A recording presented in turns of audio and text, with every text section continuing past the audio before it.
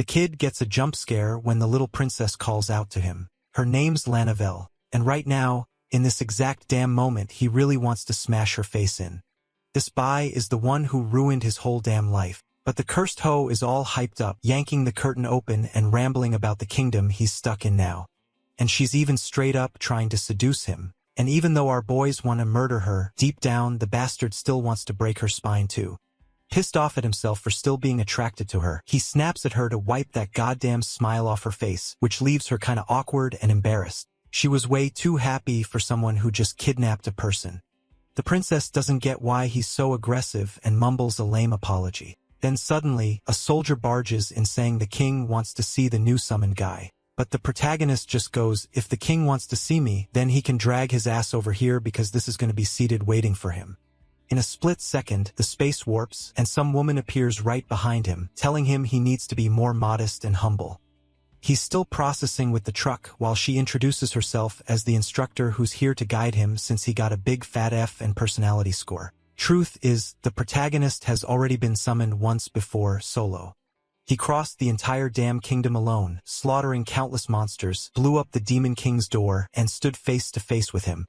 Before they even fought, he still clowned on the guy, saying he was a dumbass for sending so many people to attack him. He'd already wiped out all the demon's companions, and now he was stronger than ever with that extra XP. The Demon King gets pissed and charges them, boom, explosion in the room, and the trash got folded easily. Then the Demon King asks if all that rage and power comes from losing all his friends. Protagonist just goes, nah. The strength is just from training. I don't give a fuck about those people. The demon finds that weird and then dies. Protagonist is left confused like, wait, it's really over just like that. He starts celebrating finally getting out of this fantasy bullshit world when suddenly a girl wrapped in purple aura appears, praises him, says that together with the comrades, he learned so much. He finally saved the world, and now they're gonna check his score. Combat power, S. Personality, F. Why?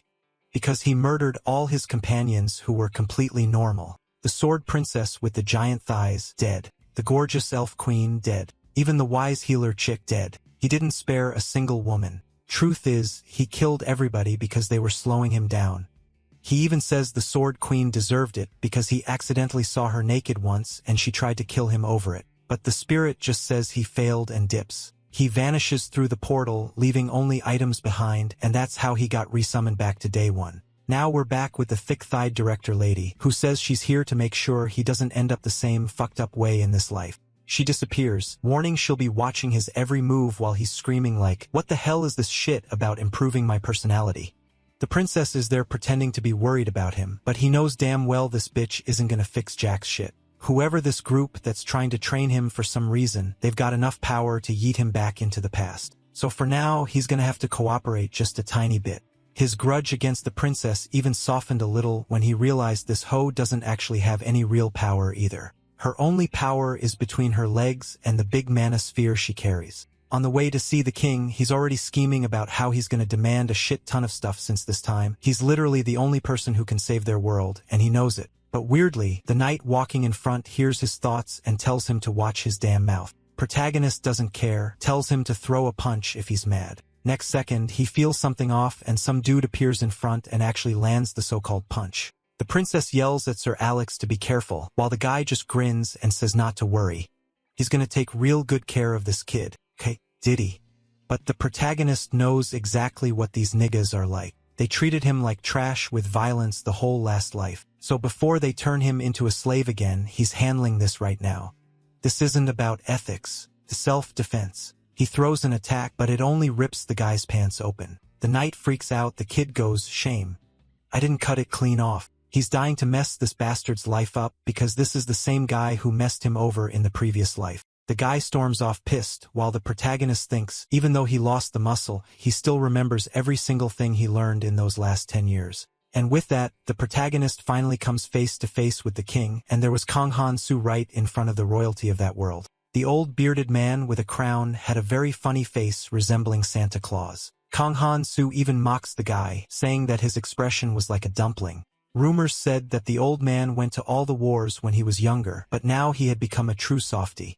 There were many people staring at Hero with ugly faces, seeming to hate him. The soldier then informs Kang Han-soo that he was in the presence of royalty. It hadn't been very well calculated, but the first time, the boy respectfully greeted the majesty. Now Hero Nim already knew the future and wouldn't need to see the good side of the dumpling face man, who would be killed a few moments later. The boy recalled some memories of the instructor asking him to bow, and saying she was eager for his spiritual growth in the aquatic realm. Looking angry, Kang Han-soo accepted that the theme of that day was modesty. He would become an ocean and drown all the annoying people in the place. He then introduced himself, saying he was grateful for the king's hospitality. All those people were impressed to see how polite the kid was and how well he understood fancy rules, being completely the opposite of what the people expected. With 10 years in the fantasy world, he had learned that through the force of hatred, as he had to familiarize himself with the local culture. King Santa Claus soon began to gaze at the little girl who was there, and then he praised Lenouvel for doing a great job, leaving her completely grateful. After that, he asked Hero Nim if he could see his abilities. Upon checking his status, Kang Han-soo realized that everything was the same as the first time. That purple panel displayed all his most relevant information. If the boy repeated an action several times, it would turn into a skill that could be enhanced for greater efficiency, and at that moment, his rank was A. But his vigor and assassination had changed, being at level F. This had been due to the courage test from the Sword King, Alex. Upon learning this information, Kang Han-soo seemed a bit sad. His level and even his skills had been reset to the beginning. After showing the king that his job was rank 1 hero, the boy was asked to talk about the details of a savior if he knew.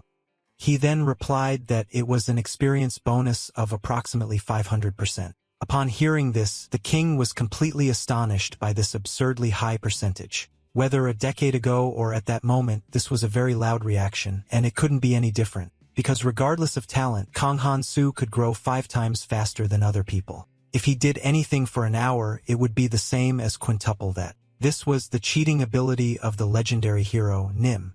Everyone there was completely impressed with Kang Han-soo's extremely high experience bonus. Suddenly, the king shouted the name of the chosen hero, Nim. He began to say that the crisis was taking over that country, and after killing some demons, the boy would have to fulfill a hard mission, which was to defeat the feared demon king Paidanar. The boy had no desire to fulfill this mission and wanted money in exchange for it, but soon regretted those thoughts as there were more important things than that. Even without the demon king, the problems of that country were many, and that monarch was a true softy who only blamed other things for the problems without doing anything. Kang Han-soo took a deep breath and thought about being modest, as he was now an ocean of grace, unable to express such sensible opinions. So he asked the majesty how much support he would receive to complete such a mission. King Santa Claus was a bit confused by this question, and he replied that just by summoning the boy to save humanity from that world was already the greatest support they could give. Kang Han-soo, upon hearing this, began to move, leaving the old man furious. He quickly informed that he would refuse the mission, and that those people should find another hero to save them. This left everyone there completely stunned in agape, including the king. The crisis of that country was definitely not the boy's concern. Such attitudes from those people towards a true hero were wrong, as they should have knelt and begged, but instead they were being annoying. Based on these arguments, Kang Han-soo draws the attention of the old rain cake, and he claims not to be a natural citizen of that mediocre country. That guy becomes very enraged by the way Kang Han-soo is speaking to the majesty. The boy then throws a sharp object towards the man's forehead. Lenouvel watched the scene, wide-eyed and quite nervous, while the kid seemed calm. Kang Han-soo couldn't pierce the man like in the past and should have hardened his heart to then aim right at his eye. The soldiers, seeing that the boy was a tremendous threat, began to charge at him with the intent to kill. Upon realizing this, the hero, Nim, provokes the subordinates with a rather mocking expression. Such guerrillas thought that boy was a tremendous lunatic. If the king died, the prince could replace him. And if he also passed away, surely the princess would take the throne. And if there wasn't one, a distant relative would likely step in. The soldier was getting closer and closer to the boy while he gave these justifications. In a few moments, a spear was already well positioned at his throat. But if the hero died, it would be a question of who would replace him. How they would cut the throat of the demon king without a heroic savior was a mystery. There was no reason for the boy to treat those savages with modesty, as they were pigs that crawled back when left alone. Leaving the boy unsupported was like someone simply throwing a dog somewhere in the hunt and expecting it to fend for itself. This, compared to the Demon King, demonstrated how he showed himself to be a conscious knight for never leaving him empty-handed. Every time Kang Han-soo defeated one of his subordinates, he was rewarded, and sometimes so many rewards were given that they became problems. The boy had become a hero due to some huge miscalculation, but these guys could never kill him. And even if there was a certain risk in that, he wouldn't worry about that fantasy world collapsing. If he died there was no guarantee of an afterlife, but there was a catch to all of this. The Majesty should have something to say regarding all these facts, but he merely explains to the hero that he had summoned him to protect his country. He had ordered that magical catalysts of various types be purchased and also instructed Lenouvel to call him to that world. But the kid seemed unconcerned with the king's great sacrifices. He then became quite nervous, saying that the boy belonged to that kingdom. At that exact moment, both lost their heads due to extreme nervousness. The boy even used a parable to explain that he was not the kingdom's possession, as it was not a fish caught by its fishermen. After that, he threatens the king and his kingdom in a very malicious way. This leaves the old man with his Santa Claus face very furious. That woman also seemed very angry with the words and threats made by the cheeky boy. The kingdom's population expressed a rather disappointing expression while observing all of that. Suddenly, Kang Han-soo raises his index finger.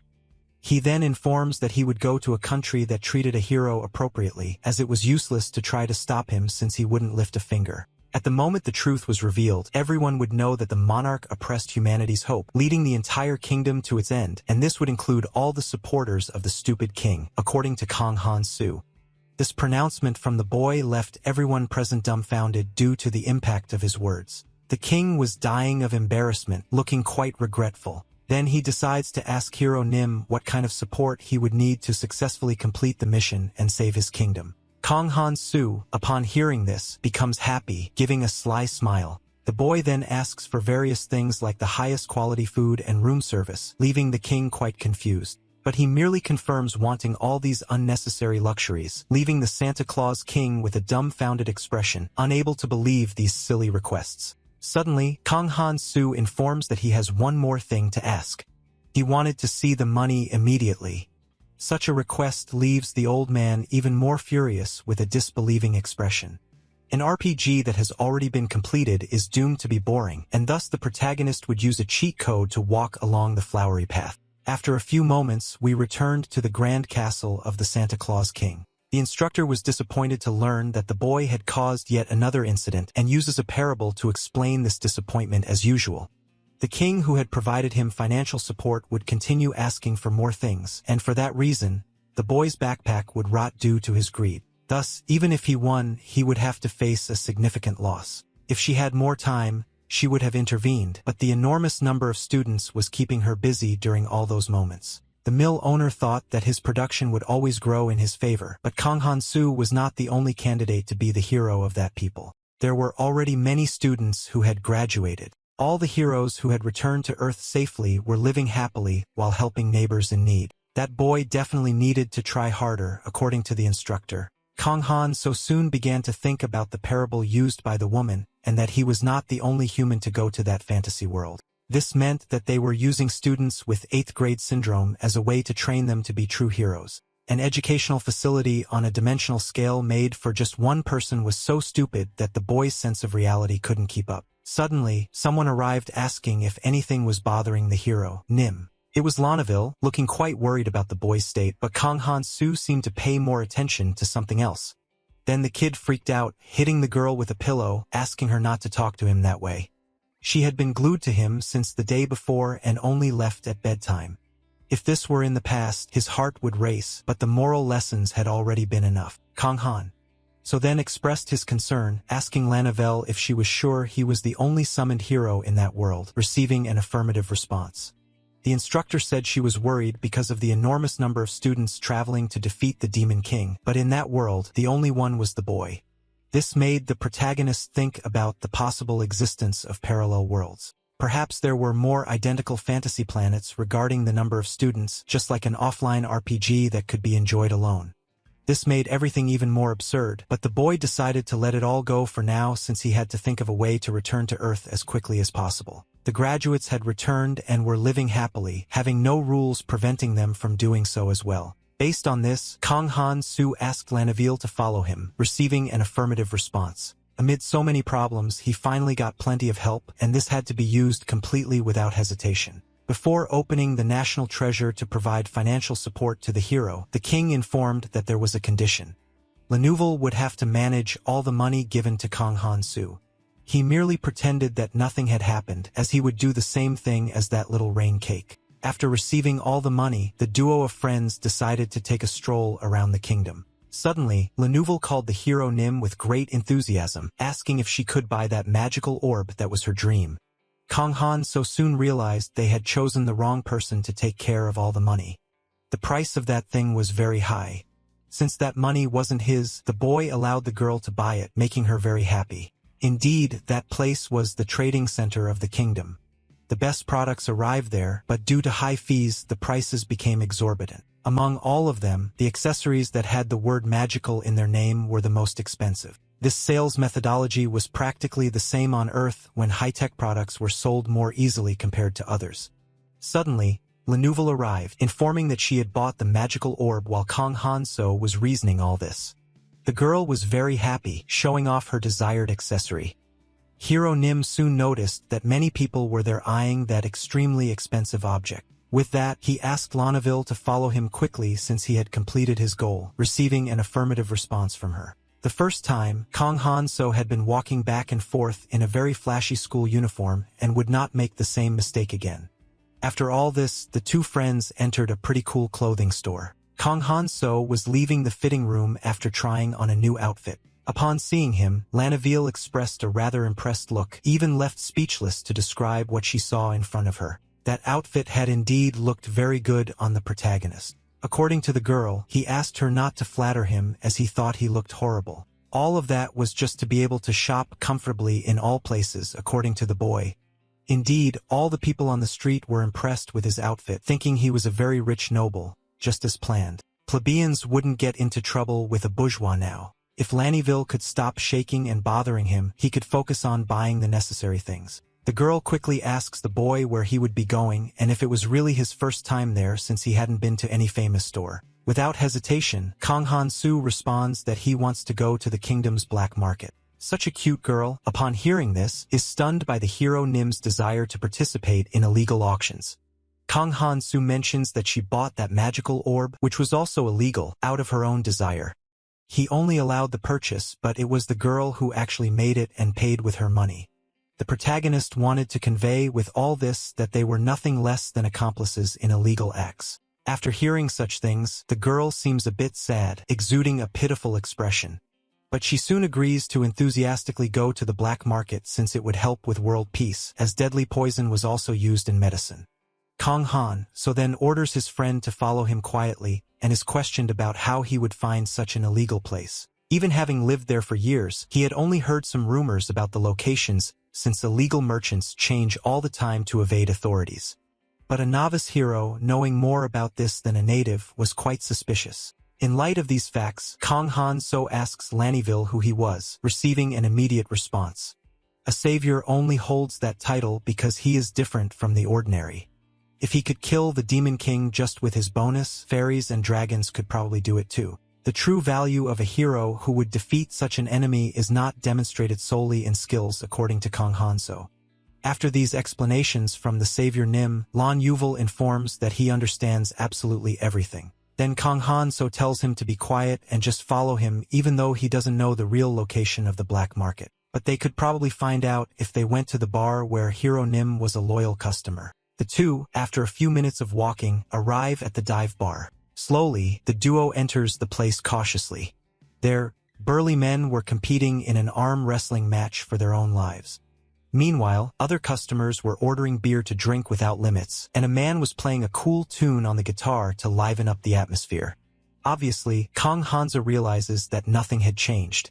Quickly, he goes to his great friend Tony, who was an employee of the tavern. The man is confused to learn that the boy knew him perfectly. He was a former assassin who had opened a bar after retiring and helped the boy by teaching him how to live in that fantasy world, being a great friend. Tony was happy that the boy had brought a very beautiful companion to his humble dive and soon offers them drinks of various kinds. Kang Han-soo feels a bit tense, wondering if the promised language would work, considering that the moment he visited the place was different. He then asks the owner if any special drink had arrived that day. Tony replies that the boy was very lucky because he would arrange that for him if he paid the price he wanted. The guy had a black dragon beer that was 27 years old, which had just arrived that day, and if paired with grilled lamb, the flavor would come to life. Hearing this, Kang Han-so realizes that the next black market would be just a few hours away, and also the exact location of the place depending on the direction in which the drink would be served. The two soon enter into a disguised discussion about bottles and drinks to avoid revealing what they were talking about. Still, after clearing up some doubts, the boy informs that he has one more. Soon discovering that the quality of the lamb was extraordinary, he could eagerly await them. Grilled lamb was illegal in the kingdom but was sold as a main item in the black market. This nomenclature solely referred to slaves. Kang Han-so, upon learning that some were available, asked for enough for two. Finally, the boy had gathered all the information he needed to find the black market and its necessary products. With that, he eagerly opens the tavern door to leave as quickly as possible. Lenouvel didn't understand why Kang Han-so was running so fast and also urging her. When questioned, the boy gets very angry, explaining that they only ate because they had time after reserving spots for the illegal auction. But the girl had said that the lamb was very greasy, and they were delayed due to the enormous amount of side dishes ordered. Putting that topic aside, Lenouvel asks if her friend knew the bartender, receiving an affirmative response. But Tony was not just an ordinary server. For Kang Han-so, he was just a nice high school innocent who taught the law of the jungle, and if he hadn't become a hero, they would probably be partners. After explaining this, the boy informs Lenouvel that there was another ability of a savior that should remain a secret, leaving her quite curious. At first, when he arrived in that world, he wasn't able to see the status of all the people and began to understand this after the moral teacher's words. It wouldn't be fair for a beginner to die like a sack of potatoes after choosing to battle someone powerful, but that ability still worked the second time. As a hero, it wasn't natural to have the power to see others' levels with a single glance, but Kang Han-so could know everything about Lenouvel herself, such as her race, job, ability, and status. Even though she was level 200, she couldn't reach the weaker guys. But the girl was one of the highest-ranked individuals, possessing a unique and frightening potential. Lenouvel finds it strange that the boy is silent and thinking so much and soon questions him while he was reasoning about the first time in his future. He responds that it was nothing much and that they should hurry, but he's questioned again by the girl. As she was about to ask her question, a very strange man suddenly appears at the location. His goal was to steal that little bag full of money from the girl to get rich quick. Upon realizing this, Lenouvel becomes completely desperate, exuding a tense expression.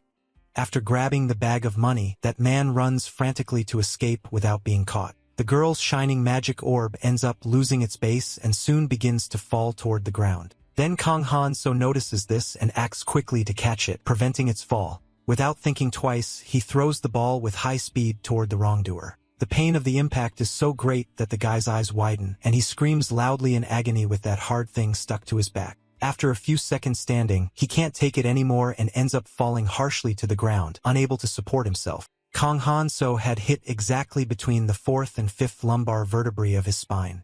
It was likely that a herniated disc would develop right there, and if not treated quickly, a terrible pain would prevail for many years. The man's life would also become somewhat more difficult due to his weakness in the legs. That guy would definitely have a very tough decision to make at that moment. According to the information panel, that man was level 8 with the job of robbing people along with several useful skills. Kang Han-so's physical strength had returned upon being summoned, but throwing things was only effective up to a certain point. 7 levels separated him from that wrongdoer, and now, due to his advantages different from the past, he didn't need to avoid maniacs of that kind. Kang Han-so then proposes that the thief return his money, and in exchange, nothing would happen to him as the incident would be completely forgotten. But the bandit denies this proposal, very enraged by the way the boy was staring at him.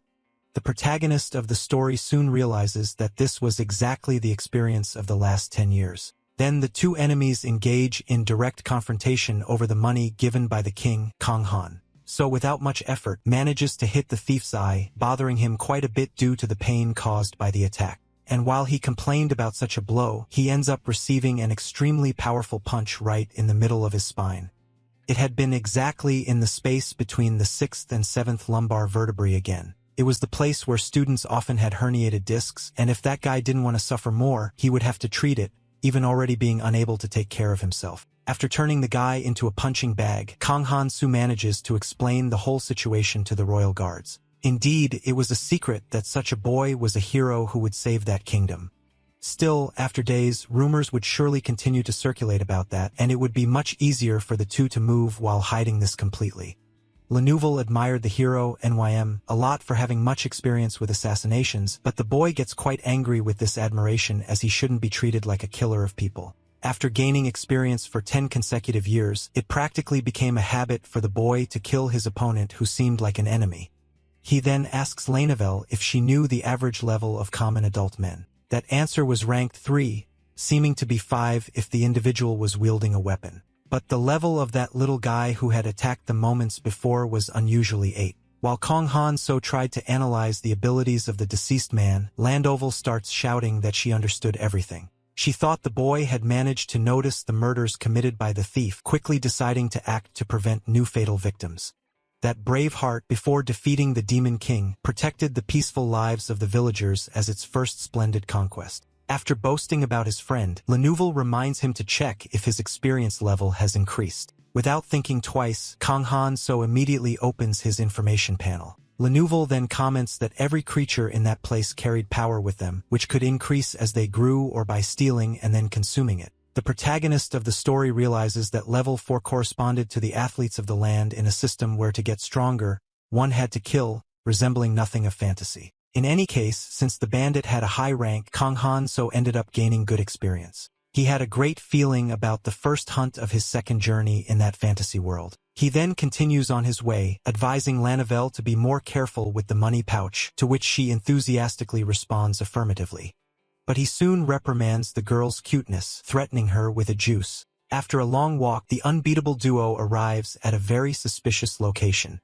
It seemed they were being stealthily watched by someone hidden at all times, and this caught Kang Han-soo's attention. Suddenly, a man appears asking if he was a customer of the famous Tony, the owner of that dive. The boy quickly responds negatively, stating that this guy was his most terrible arch-enemy he had ever faced. After hearing this response, the man orders Kang Han-soo to follow him.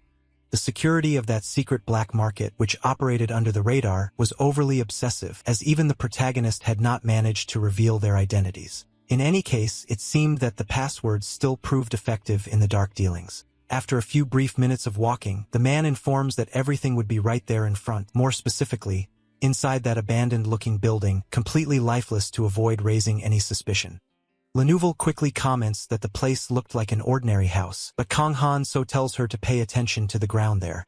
Right on the floor was a magical transfer circle that had probably cost a lot to be placed there. The black market people were very careful and certainly wouldn't hide in the capital as Lenouvel had thought in the past. Kang Han-soo soon gets stressed with the girl easily impressed by everything she saw around and then reprimands her. After a while, the guy asks the boy to put a mask on his face, and without thinking twice, he does it immediately. Lenouvel also received a peculiar disguise to put on her face and hide her true identity. Even though it was somewhat embarrassing, the hero who would become known in the future could not walk without a mask in the black market like some people did. Kang Han, so then asks the guy to hurry up more and is answered affirmatively. That symbol on the ground soon begins to activate, emanating a strong light of magic. Suddenly, everyone disappears from there and is magically teleported to another place. The darkness, there was immense, but the light should be turned on carefully as the guy didn't want to provoke the guards hiding around. Kang Han-soo had experience going to that place on his first mission, but it used to be located under the forest in the west of the capital. After an idiot held a cult and summoned demons, that place began to be used as a black market sometimes, and the protagonist had already visited that locality as a guest. Suddenly, someone arrives there welcoming the boy, who quickly inquires about the start of the long-awaited auction.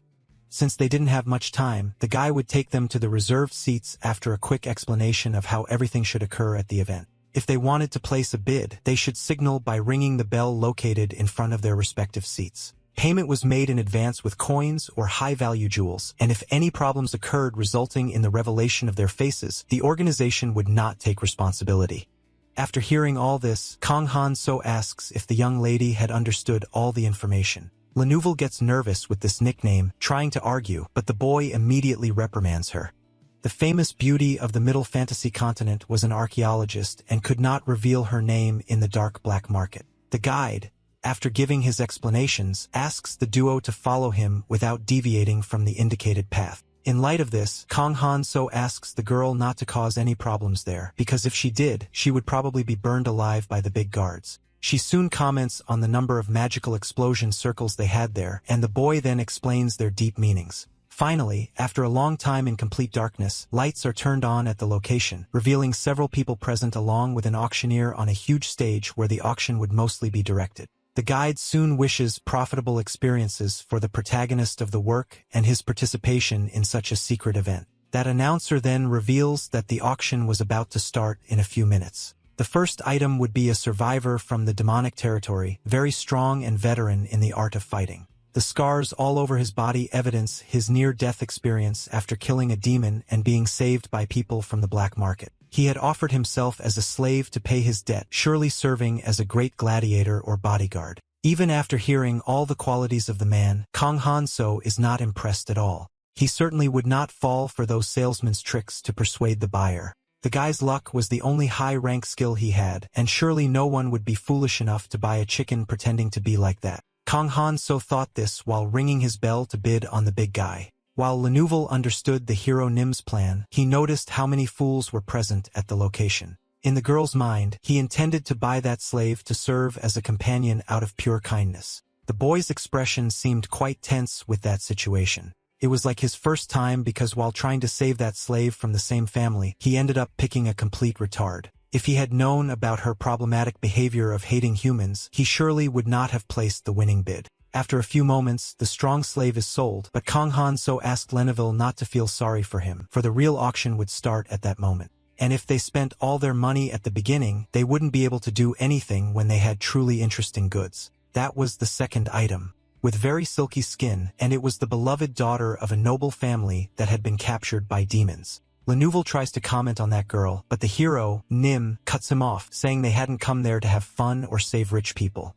If that girl were bid on, she would surely disrupt the auction by force without her owner's permission, insisting on freeing all the slaves. Kang Han-so didn't even want to think about the work he would have to do to clean everything up afterward. After a few more minutes, another rather peculiar slave is offered to the black market customers. That guy indeed catches the attention of our dear protagonist, grabbing his attention immediately. Finally, an incredible item had appeared there, worth spending a good amount of money. The man had a rather peculiar way about him and wore only a thong to cover his lower parts. His eyes were completely empty and lifeless, with no expression other than sadness. His thinness evidenced the poor nutrition he had been receiving during his time living in the black market. But still, there was a catch to all of this. Kang Han-so could see his true value. His skills and status didn't matter, but rather the level that was higher than all the other slaves. He used to be an active mercenary in the north of the kingdom. His appearance was merely the result of a lack of cooperation, but he possessed a remarkable skill with a spear. Such a slave could be a good commodity after rejuvenating. As expected, it would be a hassle to convince a suicidal subordinate to work, so that reaction was completely normal according to the protagonist. But Kang Han-so was completely the opposite, and that was definitely the perfect slave to serve him. So he immediately orders Lenouvel to ring the bell, receiving a prompt response. After a few moments, the bidding for the slave was finally coming to an end. Such a splendid product is then bid on by the boy with a wolf mask for a very low price. The mercenary's level was 286, giving him the possibility to stand up to Lord Alex, according to Lenouvel. This comment would make the future Sword King sad, as that moment was before he became stronger and was called by that name. The mercenary wandered through places, killing many beings, and that's why he had such a high level even though it wasn't easy to achieve. Suddenly, the contract arrives along with the key for Kang Han-so to sign. His acquisition was already there, prepared to serve him after the purchase was finalized. Lenouvel wanted to leave, but the shopping was still about to begin. After several hours, many goods were sold at the location, bought by the shady clients. Lenouvel could no longer stand being in that place, but Kang Han-so wanted to wait a little longer to leave. He wasn't thinking of staying for long as prices began to drop when the competition ended, leaving only the simple goods. The result of that day when he was the mercenary slave hadn't been so bad. Finally, they could sneak out of there. But just as they were about to do so, Kang Han So spots something that makes his eyes shine with desire. It was a blonde elf captured on the famous continent to the south, handcuffed and about to be auctioned off as merchandise. Her mind was empty, but her appearance and pedigree were excellent according to the auctioneer.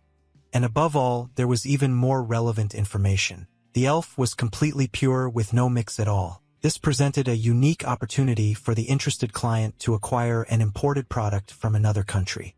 Elves were a superior race, and the center of all human desires made it very difficult to treat all of this as a fantasy without elves. All the clients desired to compare that untouched noble elf and were completely euphoric with the desire to acquire her. Kang Han So realized how deluded they were, and elves were certainly not the nobles they thought. Their fertility was low, with a completely low birth rate, and their sexual desire could be compared to that of a eunuch. According to Le Nouvel, rumors said that the defeated elves in the territorial war had fled to the deeper parts of the forest, being hastily reduced. Finally, the girl had noticed that the elf seemed quite strange. Due to the comments about the girl's health, Kang Han So realized that she probably felt it too since she was an excellent mage. Indeed, that merchandise seemed very special and completely out of the ordinary.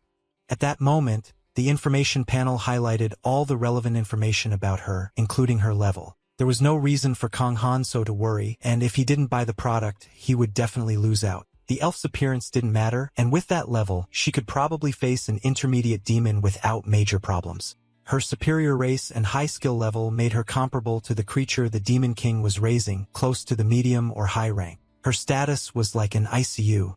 The first curse cast on her had been the work of a demonic being, leaving her mentally dead. Things after that were surely added to her after the black market trade captured her, so she couldn't resist imprisonment.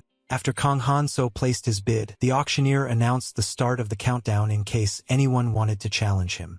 Probably the other competitors thought that elf was too expensive, and buying another warrior would be much more profitable. But that was because they didn't know her level, not wanting to offer a higher price than reasonable. Since there were no more bids, the auctioneer announced selling such a product to the highest bidder in the contest, and then he immediately began the countdown to close that sale. When it reached the last second, something impressive happened there at the location. Everyone present looked at it, dumbfounded and completely scared. The entrance had just been destroyed by an unknown phenomenon, even with the guards protecting the place all the time. Kang Han So quickly realized that if the hidden watchers hadn't managed to stop them, it was indeed an invasion. Le Nouvel became desperate, thinking the tunnel would collapse and bury everyone while the protagonist tried to calm her down. Suddenly, a very strange movement began in the black market. A green magic with floating things emerged amidst that desperate situation. There were several round earth elementals floating around with plenty of mana. Dealing with these guys meant that the invaders were definitely elves, according to the protagonist of the story. The auction organizers became frantic, ordering more guards to block those invaders using magical elements. That girl soon commented that thanks to a stupid noble who had stood out too much, they managed to enter the place easily. She then ordered everyone to attack to save her dear sister from the hands of those delinquent kidnappers. A battle broke out at that moment, with the elves attacking frantically with bows and arrows. The guards of the mafias seemed useless against those merciless beings who attacked incessantly. They were supposed to protect the clients and capture the elves without leaving a scratch on their bodies, even if they killed them. The blonde girl, due to the complexity of the battle, decided to use elemental magic, and without hesitation, she began to use her magical weapon immediately. Such an act ended up affecting everyone present, especially the guards who resisted, so that the rescue of the elf wouldn't succeed. Kang Han So, observing this, concluded that someone from the royal family had come to visit that market with blood in their eyes. That girl was the queen of the elves named Sylvia, with impressive specifications according to the information panel. She held the title of princess. But after the elven king died in battle, she abandoned adventures and inherited the throne without a second thought. In other words, the girl is the future queen of the elves and used to be a member of Kang Han So's team. To save some of her kind, Sylvia threw most of them into a crisis and continued with this terrible habit to this day. She still hadn't joined Kang Han So's group, so her level wasn't high. But since she has talent, the rank of her skills was impressive. Sylvia, with blood in her eyes, attacked her enemies, wanting to save her sister from battle at all costs. Those guys screamed in agony from the evil elemental magic used by the girl. One of the event organizers soon calls Kang Han So to leave that dangerous place. They prioritized evacuating the clients even in that extreme situation, and this made the protagonist admire such professionalism. La Novelle soon asks Kang Han So if they would help with the rescue. He then notices the girl's gaze. She really wanted to help the elves and teach a lesson to the black market, but Kang Han So only asked her to go to the evacuation shelter, leaving her very confused. He thought the idea of helping with the rescue was quite foolish. They shouldn't let the captured mercenary die so easily. They couldn't abandon a companion who would be loyal from now on. The two were the only clients who had not yet escaped that chaos. Such chained slaves ended up being dragged into the confusion, dying brutally. La Novelle should wait in the evacuation shelter with a mercenary while Kang Han So, the true hero, would resolve everything. Without hesitation, the two obey the protagonist's order and quickly withdraw from the epicenter of the battle. Then Kang Han So calls the auction host, who seemed quite nervous. He wanted to know why the boy hadn't left, but the boy cuts him off because he wanted to ask him a few questions. He then questions if the elf would be his and is answered affirmatively by the young man. The rule required the client to pay in advance, but the circumstances guaranteed possession of the product, and the girl's life was under his custody as well. The two should go to the shelter together since the girl had been anesthetized and wouldn't resist. Kang Han So soon realizes that the auctioneer was a very clever guy. He had noticed that the girl motivated the other elves to do that and also understood the current situation was unfavorable for both. Since the guy wouldn't have time to take care of a damaged elf, he probably wanted to pass that burden onto the protagonist after hearing some compliments from Kang Han. So the guy comments that he should attend to his other duties with all his heart. With that, he begins to act immediately against the enemies. He seemed to be just a stage artist, but he was a very powerful man. The black market guards who had just finished taking the clients to the shelter were arriving to help in the battle, and the protagonist already anticipated what would happen. The future queen of the elves would be captured and reduced to a slave right there. Since the price would drop, she wouldn't be punished for revenge, and part of the money earned at the auction would be given to the families of the guards killed in battle. Kang Han So soon arrives and greets the elf girl, who looks a bit confused. He wanted to say something straightforward at that moment. It was that Sylvia would surrender if she stayed alive. The elf responds affirmatively, commenting that that child was weak. Sylvia ended up not surrendering in battle when only the auctioneer was alive. He took the girl as a hostage. After that, overwhelmed by the guilt of putting her own people at risk, she surrenders and is sold as a slave according to the rumors heard by Kang Han.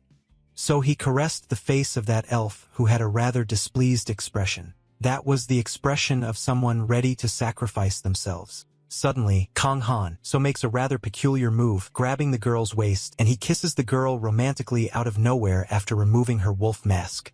The future queen sees that with a rather astonished expression. That elf, in turn, widened her eyes because she didn't expect the boy's sudden kiss. But soon, she accepts that romantic act, seeming to enjoy the peck. The heart of that elf now belonged to Kang Han So. Meanwhile, the elf thought of her little sister Sylvia. She didn't want the future queen to surrender and become a slave with a miserable life because of her. That elf wished for her sister to always live happily. She then strangely thanks Kang Han So for that. He simply responds in a friendly tone to the gratitude. Sylvia was screaming desperately for her master in the meantime. Kang Han So could also enjoy everything because of her. He then releases the blonde girl from his arms. Sylvia watches her dear sister fall to the ground with a desperate expression. Kang Han So took care of this quickly due to what was about to happen since he had killed someone of level 852. Suddenly, the information panel with all his relevant details appeared there. Some attributes ended up being changed after that murder he committed. Kang Han So, with a psychopathic expression, comments that this system was quite bad. The protagonist leveled up in the blink of an eye by killing an elf of level 851, saving years of normal methods. Without needing talent or lineage, just by killing stronger beings using any means necessary, it would be possible to create a world where everyone could become powerful. Although it required a bit of effort and luck to kill them, it was an open opportunity for the entire nation. According to the protagonist, it would be a beautiful fantasy world overflowing with dreams and hopes, but only if he won. The auctioneer incessantly asked why the wolf mask client had done that, but he thought there would be no problem since he would have to pay the right amount, being more beneficial to have a slave as a subordinate than to kill him most of the time. For Kang Han So, who had a quintuple experience bonus, it was quite efficient to kill. Moreover, there was still a lot of that skill left around. Sylvia stared at the boy wielding his weapon.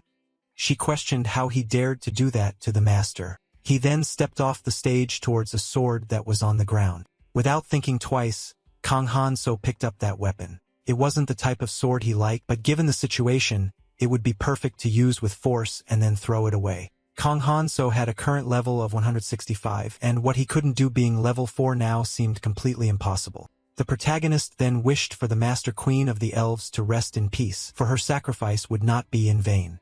There would be no future where the elf princess would become a useless slave. Finally, the time had come for Kang Han, so to destroy them for his dreams to become reality. He charged at Sylvia while the other elves tried to defend her. They shot dangerous arrows at the protagonist. He dodged all of them with seemingly little effort. Before, his body did not move along with his thoughts. Kang Han-so thought this would stabilize if he leveled up, as it didn't match how he was in his best form. However, all of this is very relative. According to the protagonist of the work, her abilities work in a strange way with such horrible reaction speed, and above all, her movements were very honest. If the dagger was her weapon, she shouldn't have created distance, but rather rushed towards him. In light of these erroneous actions from the elf, Kang Han-so ended up acquiring a high-quality knife. The other elf became furious, cursing and charging at the protagonist after seeing her friend brutally killed, Kang Han, so then realized there was someone even more foolish there. Meanwhile, the girl charged at him with blood in her eyes and a sharp sword in hand. Noticing the imminent danger, the protagonist also began to move to avoid an attack. He quickly managed to defend the blow with his impressive new dagger. After that, he moved at an absurd speed towards the blonde elf, and in a few milliseconds he was face to face with the girl. Without hesitation, Kang Han-so prepared an extremely strong strike and soon delivered it right to the elf's face, sending her flying due to the power of the punch. Kang Han-so charged again at the elf, intending to finish the job he started. But in the midst of the fight, he felt something very strange in his body. He paused for a moment to think about what that could be. In a few seconds, he realized he had been hit by a fire attack suddenly. His bloodthirsty enemies were using this hot magic to attack him. They treated his ribs literally like barbecue, burning them mercilessly. Then Kang Han-so decided that this was the exact moment to converge the fire. He let out a wicked chuckle in action. One of the elves then fainted due to his controversial attack. The battle was frantic, and he used the friendship shield of those elves' bodies. The beings that still remained from that battle watched everything in amazement. The elf had become an example for the others not to shoot at the protagonist anymore. Even after several deadly attacks, she still seemed to move. As she continued to live, Kang Han-so dealt her another fatal blow to finish the kill. He soon decided to borrow that weapon for a few moments since apparently no one else was using it. With this tool, he delivered a precise strike to his enemy, making her scream in great pain due to the force of that cutting impact right on her back. Kang Han-so then mocks her screams, saying that she would probably sing well too, although he could no longer hear her. Upon looking more closely at the scene, the protagonist notices something that makes his eyes widen. It was his friend literally dying from losing too much vital red liquid. Back there, Sylvia continued to observe what that boy had done to his subordinates. If the elf died of natural causes, her precious experience that should belong to the protagonist would disappear. He then promises to forget this short friendship from now on. Watching all this mockery from Kang Han, so Sylvia orders them to kill him immediately. Such remaining elves could not forgive him for his actions, and they were attacking him incessantly with the intention of killing him. Meanwhile, he thought about how easily the elves let themselves be carried away by their own emotions. They lived for hundreds of years in communities due to their longevity, which naturally made them group together like a true family. This was both a strength and a weakness because the death of their companions made them lose their reason easily. While all this war was happening, the boy was not alone there, as the auctioneer ordered the other people present to block the exit of the place. Such guards were also supposed to provide cover to shield Kang Han-so's flank. With the arrival of more reinforcements, the fight became even more difficult. The elves fought cruelly against the guards of the black market. Kang Han-so seemed quite sad due to his precious experience. Suddenly, a massive explosion occurs right behind him. Watching everything, he realizes how strong those elves remained even after suffering a lot of pressure. Sylvia, using her elemental powers, seemed to be on the verge of going literally insane.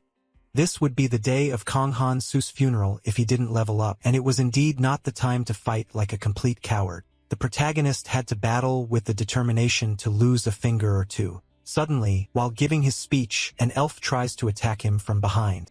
He then defends himself and expresses such rage for being cut off in the middle of his words while trying to show off that elf ends up having to pay with her experience to compensate for her mistake against Kang Han So's ego.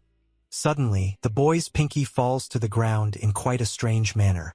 Without thinking twice, he picks up the tip of his finger and puts it back on his hand, which becomes brand new again, ready to kill more blonde elves. It seemed that the member was a bit crooked, but Kang Han So didn't care about that, thinking it was just an impression. Sylvia, observing this, thinks that the boy is some kind of dark demon. Kang Han So responds, informing her that he feels sad about such remarks from the girls. In that place, there had literally been a massacre of magical beings done solely by him. Sylvia was the only survivor for the second time, but there was one thing different from the first occurrence. Kang Han interference had drastically changed the timeline. Since they hadn't managed to take a hostage, they couldn't stop Sylvia while she leveled up, and the market almost reached the point of being completely destroyed. Kang Han So could see how many humans ended up dying there in that battle. Just by looking at the drastic level change of the princess after acquiring the experience from her victims, she had leveled up many times, but consequently so had he. His information panel had changed noticeably after that battle with several dead. He expressed gratitude for the elf who became experienced for his benefit, but now there was only one batch left there. Kang Han So could not lose her no matter what. Sylvia was very furious, saying that he would die along with her there on the spot. Without thinking twice, she began to use her earth elementals. Those present at the scene became desperate upon seeing that the tunnel was collapsing because of that magic. Kang Han So knew what she was thinking and then asked her to hold on. Because if she did that, the bodies of the elves would become useless and serve no purpose. Upon hearing this careless information, Sylvia became even angrier. The bodies of elves could be exchanged for a huge value. Just as virgins symbolize purity, the blood and bones of these beings meant eternity. Those dead should be cut into pieces just as butchers do with high-quality meats. Sylvia did not want to ignore her deceased companions to flee afterward because Kang Han So would probably turn that place into a cemetery for all. After hearing this, the protagonist found his enemy's words quite funny because it had been she herself who invited her companions to that hellish anthill, knowing the risk that their mediocre lives faced there. With these words, Kang Han So, using such a macabre wolf mask, manages to enter the elf's mind. She despairs, saying that everything is the demon's fault because if he weren't there, things would end well. They would probably have won the battle without any problems after that. Kang Han So comments that all of this is a drag, and that she shouldn't involve her companions who weren't ready to be defeated this way. She had also been calling him a demon for quite some time as if he were one. Suddenly, a huge noise is heard in that place. Those present are impressed, wondering why that magic stopped out of nowhere. Sylvia then screams desperately, trying to understand why her elementals weren't granting her wish. She thought her magic was protecting the supposed demon, who would be Kang Han So. The protagonist then attacks her, saying that the elementals wouldn't protect a woman who used her friends to kill in the name of friendship, for they recognize the true hero as someone much more important. Upon learning Kang Han So's true identity, Sylvia is left perplexed, her eyes wide open. The elementals love nature, and if they wanted to protect it, there would be a circumstance to be fulfilled. They couldn't do that without the hero killing the demon king, Pednar. So it would be much worse if Kang Han So died and was buried alive without fulfilling such a mission. He and Sylvia certainly wouldn't meet for the third time. After the violent battle ended, the future queen of the elves ended up becoming a stepping stone for the hero. It was a privileged end for her, with everything going well and completely good. After all these fights, the inspector seemed quite dissatisfied with Kang Han So. He, in turn, expressed a very shy demeanor, perhaps recognizing that he had messed up. Indeed, the inspector learned that Kang Han So had massacred all the elves. Rumors said that when revenge and anger came together, they gave birth to a daughter named Cruelty with a difficult and quite problematic existence. Doing good was as heavy as pure lead, and evil appeared to be quite light, like a delicate bird's feather. Thus, even if Kang Han So defeated the Demon King, he would have a great challenge ahead, for it seemed that graduating would be very difficult. According to the inspector, upon hearing these words from the respected ethics teacher, he became completely angry at the injustice. For those elves were very aggressive and had attacked him cruelly first. The ethics teacher then responds that patience leads to peace, and everything would have ended well if the boy had been patient. But he disagrees due to the circumstances of the battle. Waiting for the right time could do much more than power or anger, according to her. Kang Han so shouldn't rush at that moment, also needing to calmly look around and report what he saw to the ethics teacher. Without thinking twice, he closes his eyes with a very thoughtful expression. He then finally comes out of that trance, saying the word experience. He thought he could kill the Sword King Alex at that moment, but the teacher responds that his weak companions couldn't be seen as mere experiments. For a dwarf sitting on the shoulder of a giant could see farther than the big guy alone. And when a priest and a farmer joined forces, their knowledge was broader than any priest out there, according to the ethics teacher. She then raises her index finger to draw even more attention to her poetic words of life philosophy. That was Kang Han So's homework. He should build harmony with a smile even if he didn't like the other. The boy thought that such a duty would be very difficult to accomplish. Then the ethics teacher begins to leave, informing that they would see each other after 2 days. Kang Han So ponders about building harmony. Now he had to worry about who that other guy was that the ethics teacher had mentioned. Suddenly, Lanaville arrives there, asking what Kang Han So was worried about. She was holding a small bag, expressing a very happy demeanor. Kang Han So doesn't seem happy with her presence, but she just wanted to help him. He argues with the girl because he had left her in the black market to send the elf bodies home, but she informs him that she had already done all that before coming back. These corpses could be used as magical materials and couldn't stay in such a place, according to the hero, Nim. He just wanted them to stop being massacred and sold for such a high price. Kang Han So couldn't let others profit when he was the only one doing the real hard work, and laneable comments on how he was treating the enemy. The boy then asked the girl if she had taken care of the families of the guards from the black market who had died in battle, and he receives a positive response. It took a lot of work to move several elf bodies from the 5th floor to the royal palace. It would have been great if there had been elevators there. Kang Han So had made the decision to use all the gold to buy the corpses of the magical beings at a low price and paid the officials to transport them safely. He soon asked Lanaville how the negotiation with the Elf King had gone. She then replies that she told the whole story with her magic orb, and everything had gone well since the delegation from the country of those beings would arrive soon in the kingdom. And the most important thing is that it had all been with the money that the hero, Nim, insisted on using. He ended up spending all his savings to acquire the bodies of the elves from the black market, and it would be difficult if he didn't have someone to fill them again. Just because he was the hero who would save the world didn't mean that the citizens would give him food for free. If he hadn't had travel funds, he would have ended up starving due to the people trying to scam him, even though it was his second time playing that game. In any case, everyone ended up missing their level during the 3rd summoning. According to them, his rank was 4. So not even the Elf King would think that his daughter attacked the hero and ended up being killed. There were no witnesses since all the guards have been killed in the black market, and Kang Han So also made a point of telling Lanaville that it was a defeat for both. Suddenly, while the hero was thinking all this, a person arrives saying that he changed his profession to a funeral agent. The man had a tough, intimidating face compared to the cute boy.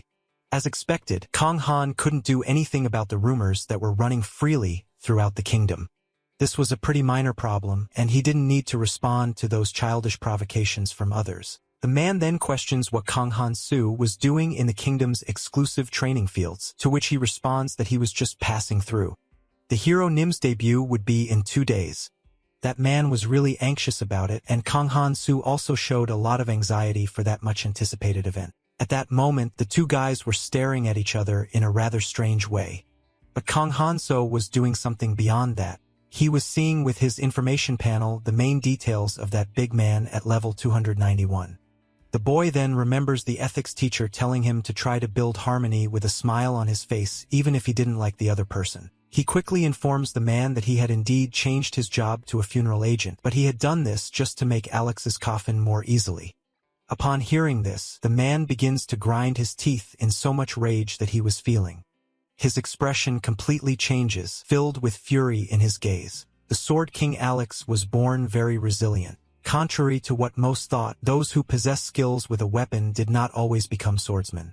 A desired swordsman in a war was someone who protected their allies while cruelly assassinating their enemies for long hours. A person who would not be isolated in the midst of battle even if left behind, and also capable of returning fleetingly with great resilience. The reason Alex will be called the Sword King is that he could protect his allies like an iron wall and also undertake solitary missions, but he would soon discover that above the monarch of the weapon is the hero, Nim, according to Kang Han So.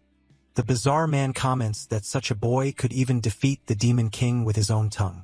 Kang Han so then responds in a confrontational and mocking tone, leaving a doubt in the air while Lanaval seemed desperate. The first time, the Demon King was unfortunately better with words than the protagonist, and he would have suffered a complete defeat if it had been a battle of wits. While Kang Han so thought that this time he would definitely win, the man called him, saying he could leave those 2 days behind and start guiding him from there. If he wanted to have the guy's excuses even a day before, he shouldn't have been snooping around the black market at that moment. Kang Han so then responds that he is not in a hurry, telling the man to get out of there immediately. These confrontational words make the man even angrier and very hot-headed. If the protagonist started practicing his level, he would be exposed, and he wanted to avoid the Elf King's suspicions, needing to act like a level 4 without raising any doubts.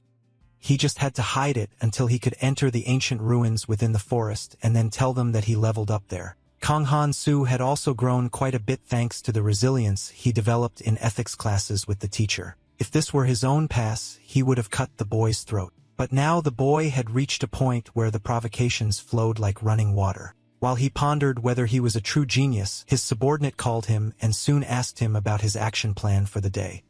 Her demeanor was subtly guarded, and the disastrous event in the black market had likely traumatized her. It's not as if the protagonist had brutally piled up a mountain of dead bodies, so Kang Han so asked Lenouville what had happened to the new mercenary companion. Initially, the guy was supposed to become experienced for the protagonist, but since the teacher taught him not to view companions that way, he decided to give him another purpose. To discover the heritage of ancient civilizations, he had set out on an expedition to the remote areas of the fantasy world, but that no longer seemed necessary because it was enough if he just went where he really needed to go. The mercenary was recovering well, motivated because he had learned that he would be the hero, Nim's companion instead of a slave.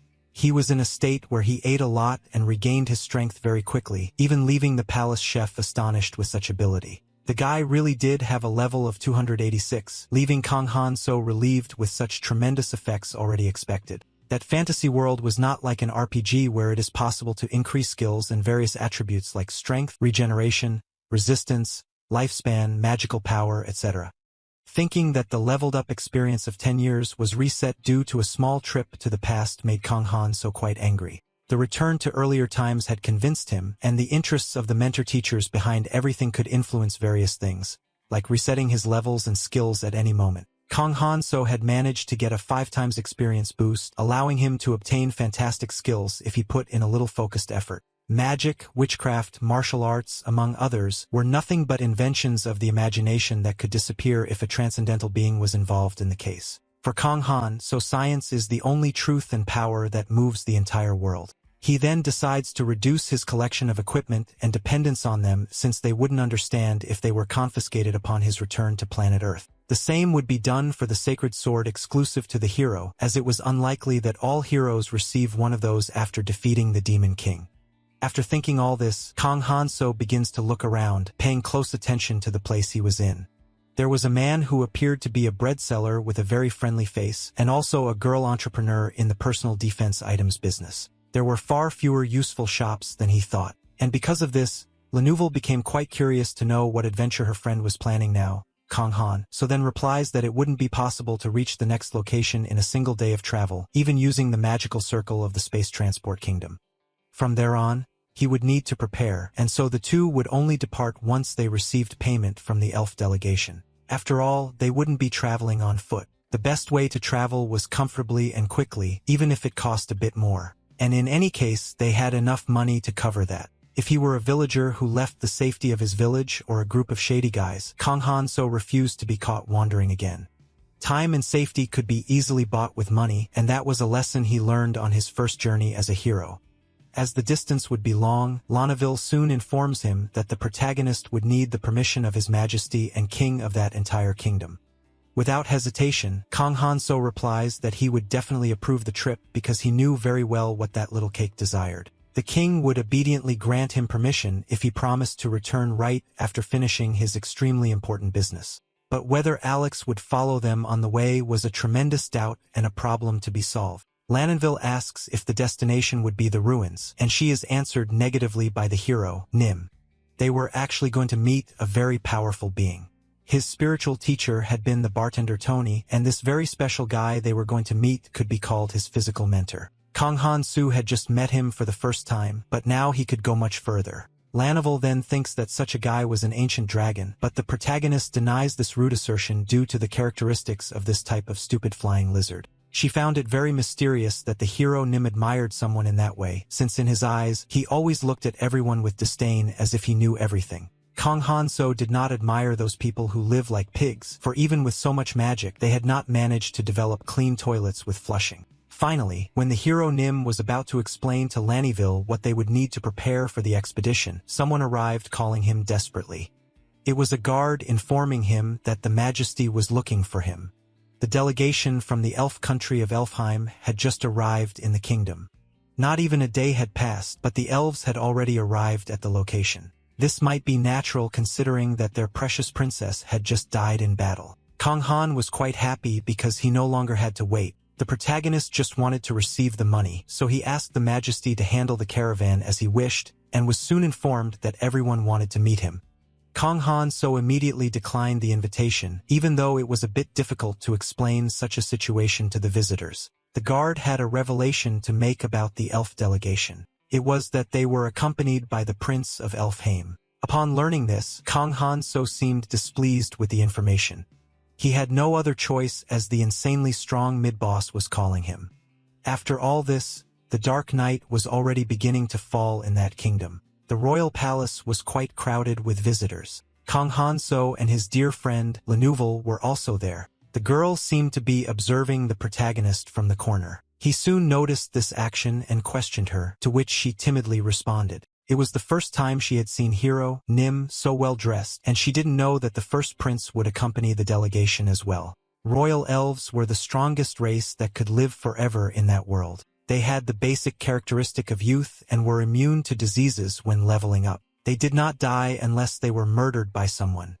And besides that, there were not many powerful people who could easily kill these royal members. The level did not decrease after being increased, but there were cases where levels were taken or disappeared due to the effect of special powers.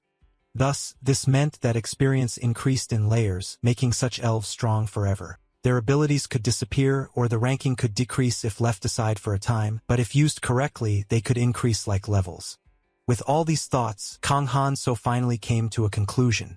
A monster exactly like that superior elf could certainly be born as well. The limit capacity that could be determined for a hero's bonus was up to level 999. After that, only a sign is added. Even the highest ranks stopped at this number, and therefore, there was no other way but to estimate the opponent's combat ability relying on luck or instinct. Since Kang Han-soo was on alert against this invisible level, he decided to believe the rumors spread and invested in a long training time. However, the Demon King Pedinar was much weaker than he thought. Based on what he had gone through, this elf seemed much more dangerous, perhaps because he was not what the protagonist expected. Finally, the two enemies were very close to each other. Nasus soon introduced himself cordially, not knowing how to express his deep gratitude to the guy who had protected his younger sister and companions from his country. Kang Han-soo should dismiss the title of prince, being able to call the guy as if he were his childhood friend due to his good qualifications.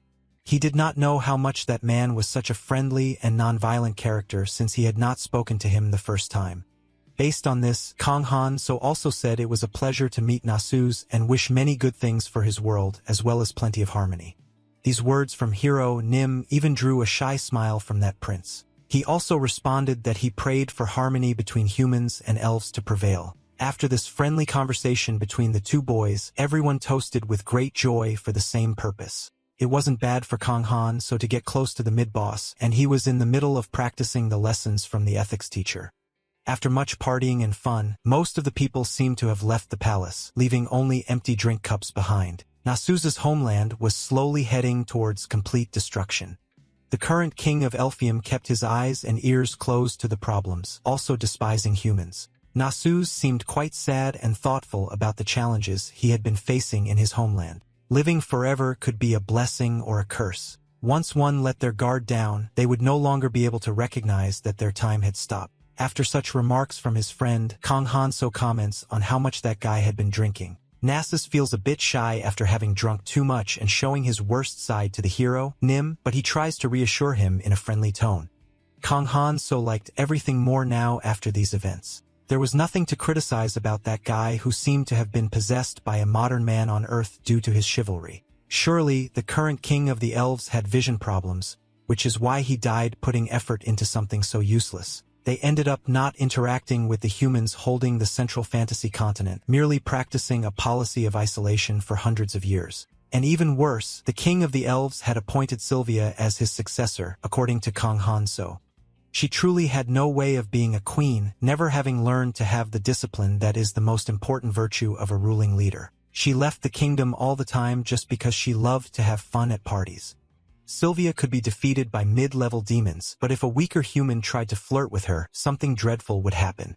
She was a brutal narcissist who burned them alive without any mercy. Now Kang Han So could understand the reason that made the first prince stage a coup to take the throne of the country. Narcissus had told Sylvia several times not to underestimate humans, but she always laughed at his words, giving them no importance.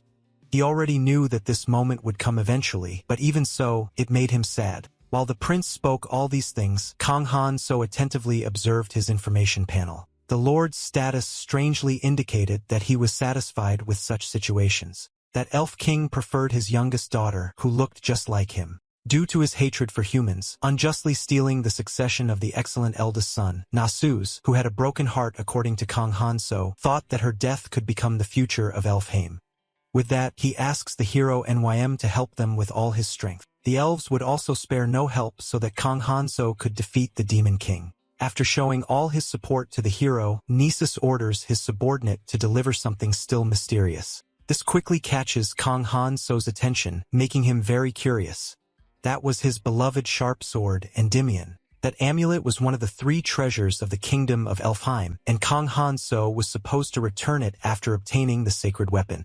The world of Hero Nim seemed to have stopped in time with that unique moment in which he held a very rare sword. Even Lenouvel was completely impressed with the beauty of that sharp thing.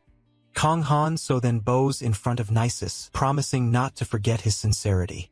The little smile of Hero Nim shows that his plans went far beyond that. He had no intention of actually returning Endymion, not forgetting. The first time Kang Han So helped Sylvia defeat Nasuz, and even having placed her on the throne, the protagonist was unable to obtain the excellent elemental sword Endymion. That was a treasure of the kingdom of Elfheim, and the girl was not crazy enough to give it to him. Kang Han So couldn't believe he had obtained the amulet so easily. The only one capable of being king was quite different. Kang Han So felt a bit guilty for planning not to return the sword, but that didn't mean the breaking of the friendship and trust between the two friends. Prince Nessus had asked him to return Endymion after obtaining the sacred sword, but there were no plans to obtain it until defeating the demon king Pedinar. That was already enough to make mincemeat of him. Nasuz was happy to know the hero Nym liked that rare amulet so much. That other thing was a sheath made from the leather of the impressive blue dragon. Kang Han So preferred a sort of the wild demonic style as they were more provocative, but that pure type was also cool and customizable. He had a strong feeling that the two would make a good team. Suddenly, Nasuz calls the protagonist, praising his strength.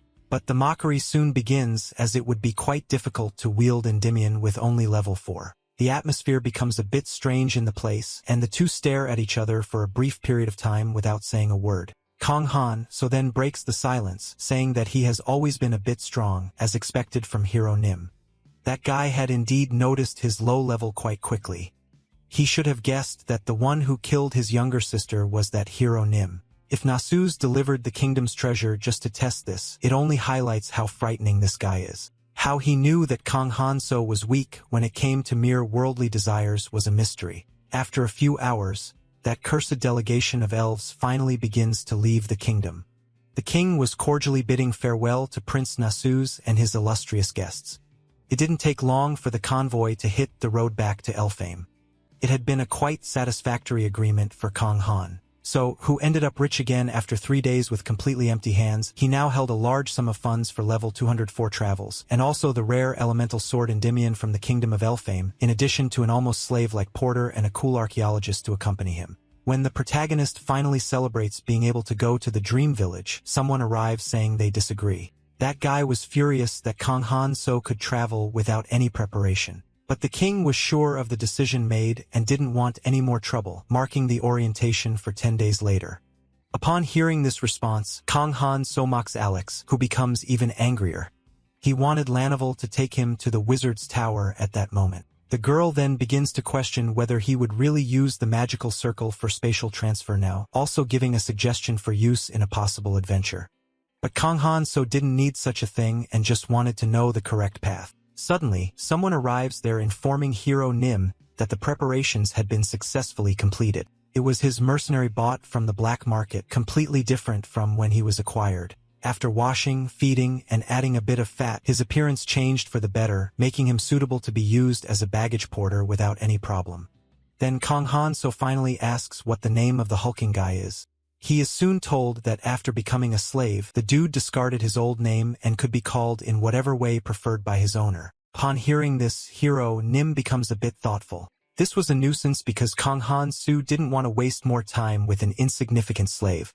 Since he was tasked with taking care of the bags while they traveled, his new name would be baggage porter. After giving the guy an identification and being thanked for it, Kang Han so decides it was time to hurry and go to the wizard's tower. After a few hours, they leave the kingdom heading towards the protagonist's newest venture. Lanivel then informs that they had already arrived at the wizard's tower. One could pay to use a magical circle for spatial transfer, and that name was given just to shorten and facilitate everything. According to a wise friend of Kang Han so, in his first trip, being a wizard was a job that required a lot of money for research and very rare materials.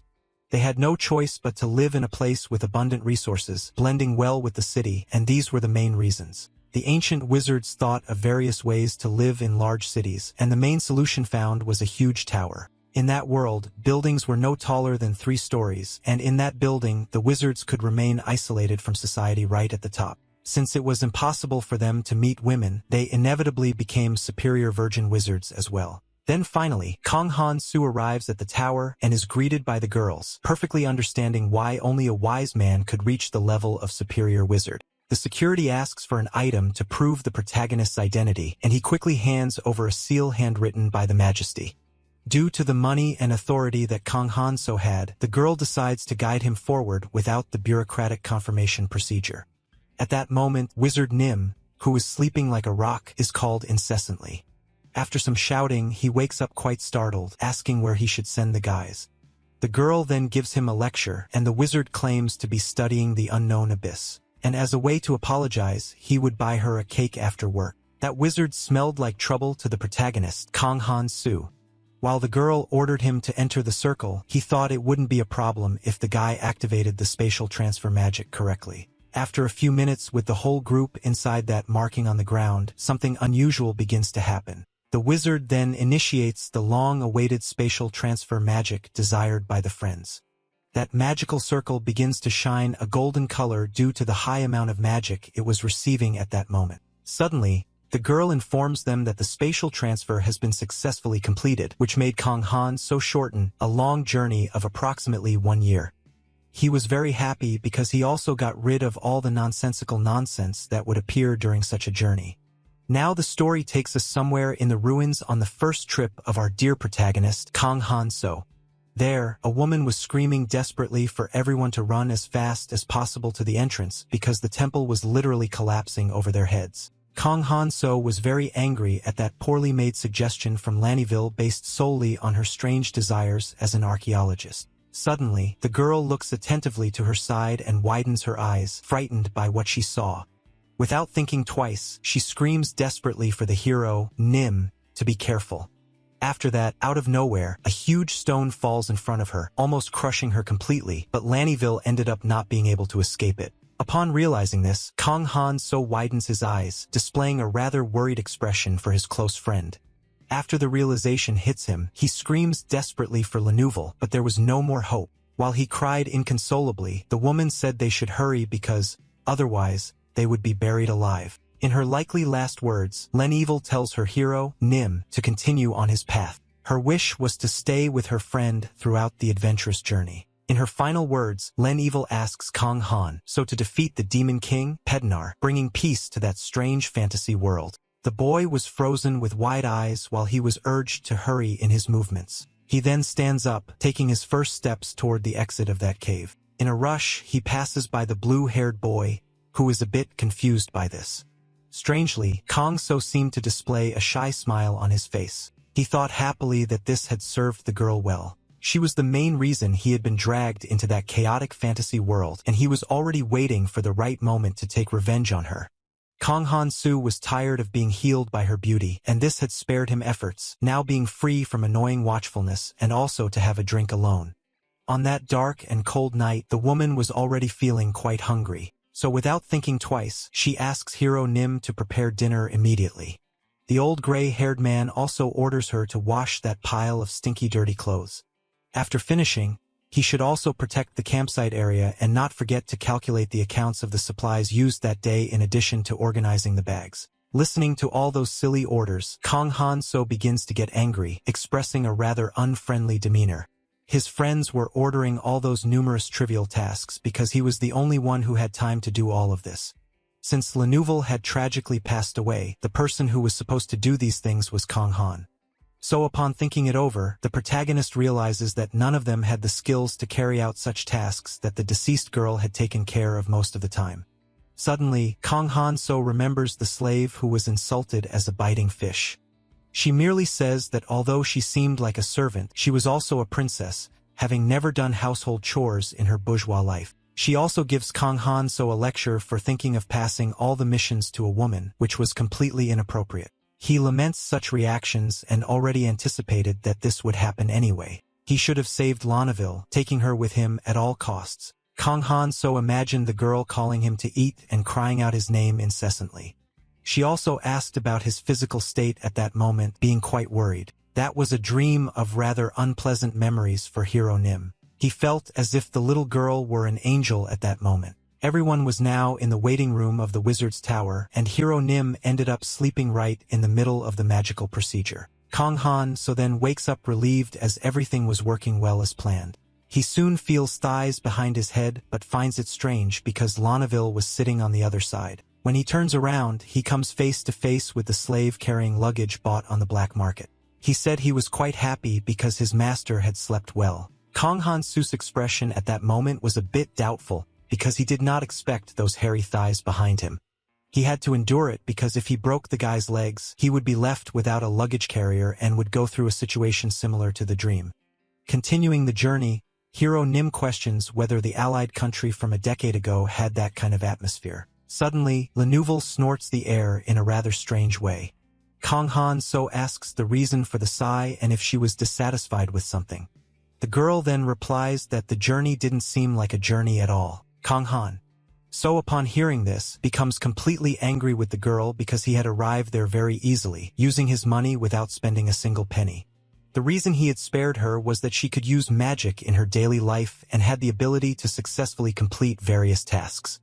When trying to explain that Lenouvel was right because it was impossible to level up that way, the slave is reprimanded by the protagonist of the story, Kang Han-so had spoiled the guy and now thought he was a companion of the legendary hero, Nim, but should only follow him in silence. After a few minutes of walking, Lenouvel informs the protagonist that she had been through there before, and that the mercenary agency was close to the location. There could be a group of merchants heading to the same destination as Hero Nim, and that's why he should go to that place, according to the girl. Hitching a ride on a horse, helping guys who needed protection, destroying bandits or monsters on the way, among other things, characterized the missions. And Kang Han-so didn't have time for a useless part-time job like that. After saying these words, Hero Nim is incessantly questioned and bombarded with comments from his traveling friends. Suddenly, a man in the area starts shouting for help behind some brave adventurers because a monster had attacked his sales route. The truth was that Kang Han-so was in no hurry at all because the Demon King was a knight who had waited for him for 10 long years. He then tells Lenouvel that they didn't have time and that if they walk with a group of merchants carrying various baggage, they would be too delayed, and he also reprimands her. Several hours later, after all this, the Dark Knight had already fallen in that kingdom. Meanwhile, the ethics teacher wondered what led a hero to avoid adventures out there. Kang Han-so replies that it didn't sound quite right and that she would feel better if he resisted as much as he could, but that wasn't what the woman meant, promptly ordering the boy not to abuse his experience bonus and to level up with adventures in addition to giving him moral lessons. While Lenouvel asked the protagonist what the next destination would be, he thought about giving several achievements to the ethics teacher as she desired. The girl, for her part, didn't stop talking about the place they were in and the Demon King's evil conspiracy, making him very nervous. The scene of a village was the same as the memories from Kang Han-so's first time, even though it had been 9 years before. Then the protagonist knocks on the door of that little house, asking if Master Maling was present at that moment. Lenouvel and the baggage-carrying slave watched this with a rather anxious expression. A worthy hero, Nim was calling for the teachings of such a wise master. Lenouvel is a bit curious to know who this intelligent man named Maling is, Kang Han, so then tells the two kids to be quiet. That was the place where the great man lived most of his days.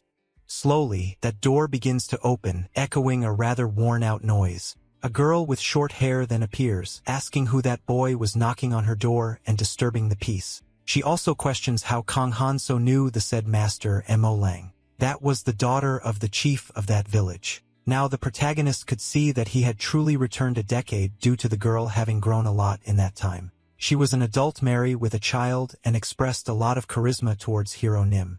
Now that he had arrived 9 years earlier, all the memories from the first time were just illusions, but the great being was still living in that house. Lenouvel then comments on the great being for which the boy had refused all adventures and took 2 days to reach the northwest end of the middle continent. She belittled the guy just for being a slime, and Kang Han-soo became completely angry about this and would not forgive any more cheeky comments from her regarding him. Many of that great being could be taken from hero Nim with a bag from the kingdom's sewers, according to her. Upon hearing this, Kang Han-so became even more furious, saying that the girl's eyes weren't working properly because he was a slime different from the common ones. It would be easier if he could show those stupid barbarians instead of just explaining with words. Kang Han. So then asked the girl if he could hold that cute and adorable friend for a brief period of time. She expresses a rather doubtful expression while the slime seemed to really like the idea.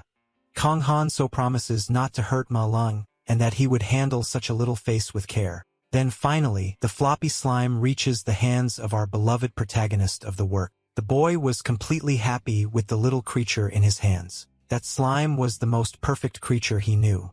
The sensation he felt could not be described with words. It was so good. The human body is imperfect, basically a prison called bones and joints limited by aging with the weakness of not being able to regenerate its lost parts. The existence of Kang Han-so was a weak point, a prisoner in this form of human body structure. Stylish and desperate humans, pressured by this weakness, tried only to borrow the power of fantasy in the wrong and futile way.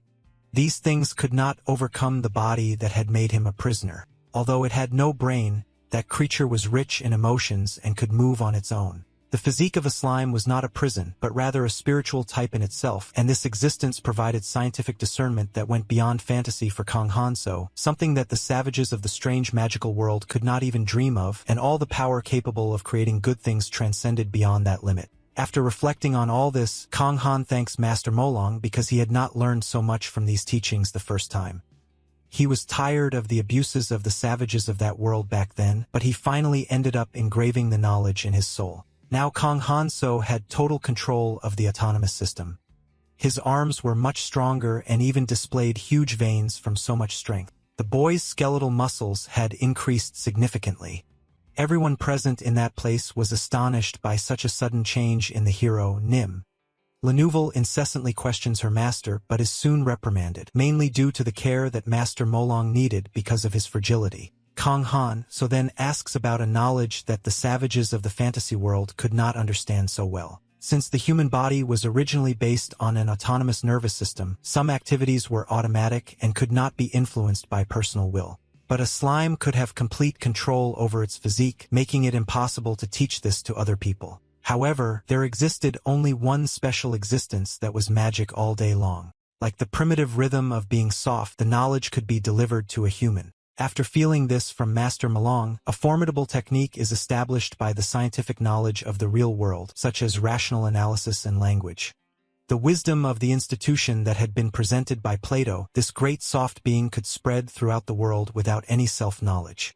Kang Han-soo had ignored the master's will and ended up realizing the noble knowledge being touched by its greatness, feeling quite grateful for it. The protagonist of the work then lets out a huge shout in gratitude to Lord Ma Lang. Such a level of skill of the hero, Nim was growing at a smooth pace, and he only had to wait now. The ethics teacher questioned his achievement on the journey as it was a strange thing that she could not understand until she saw it with her own eyes. To obtain the almond, he should remove the hard shell, as no one would strive if they could gain skill without any effort. Kang Han, so upon hearing all these sermons, asks why the ethics teacher was asking him this. Honestly, he did not care about the difficulties of others because he had already spent 10 years of his life for nothing, having to live everything again.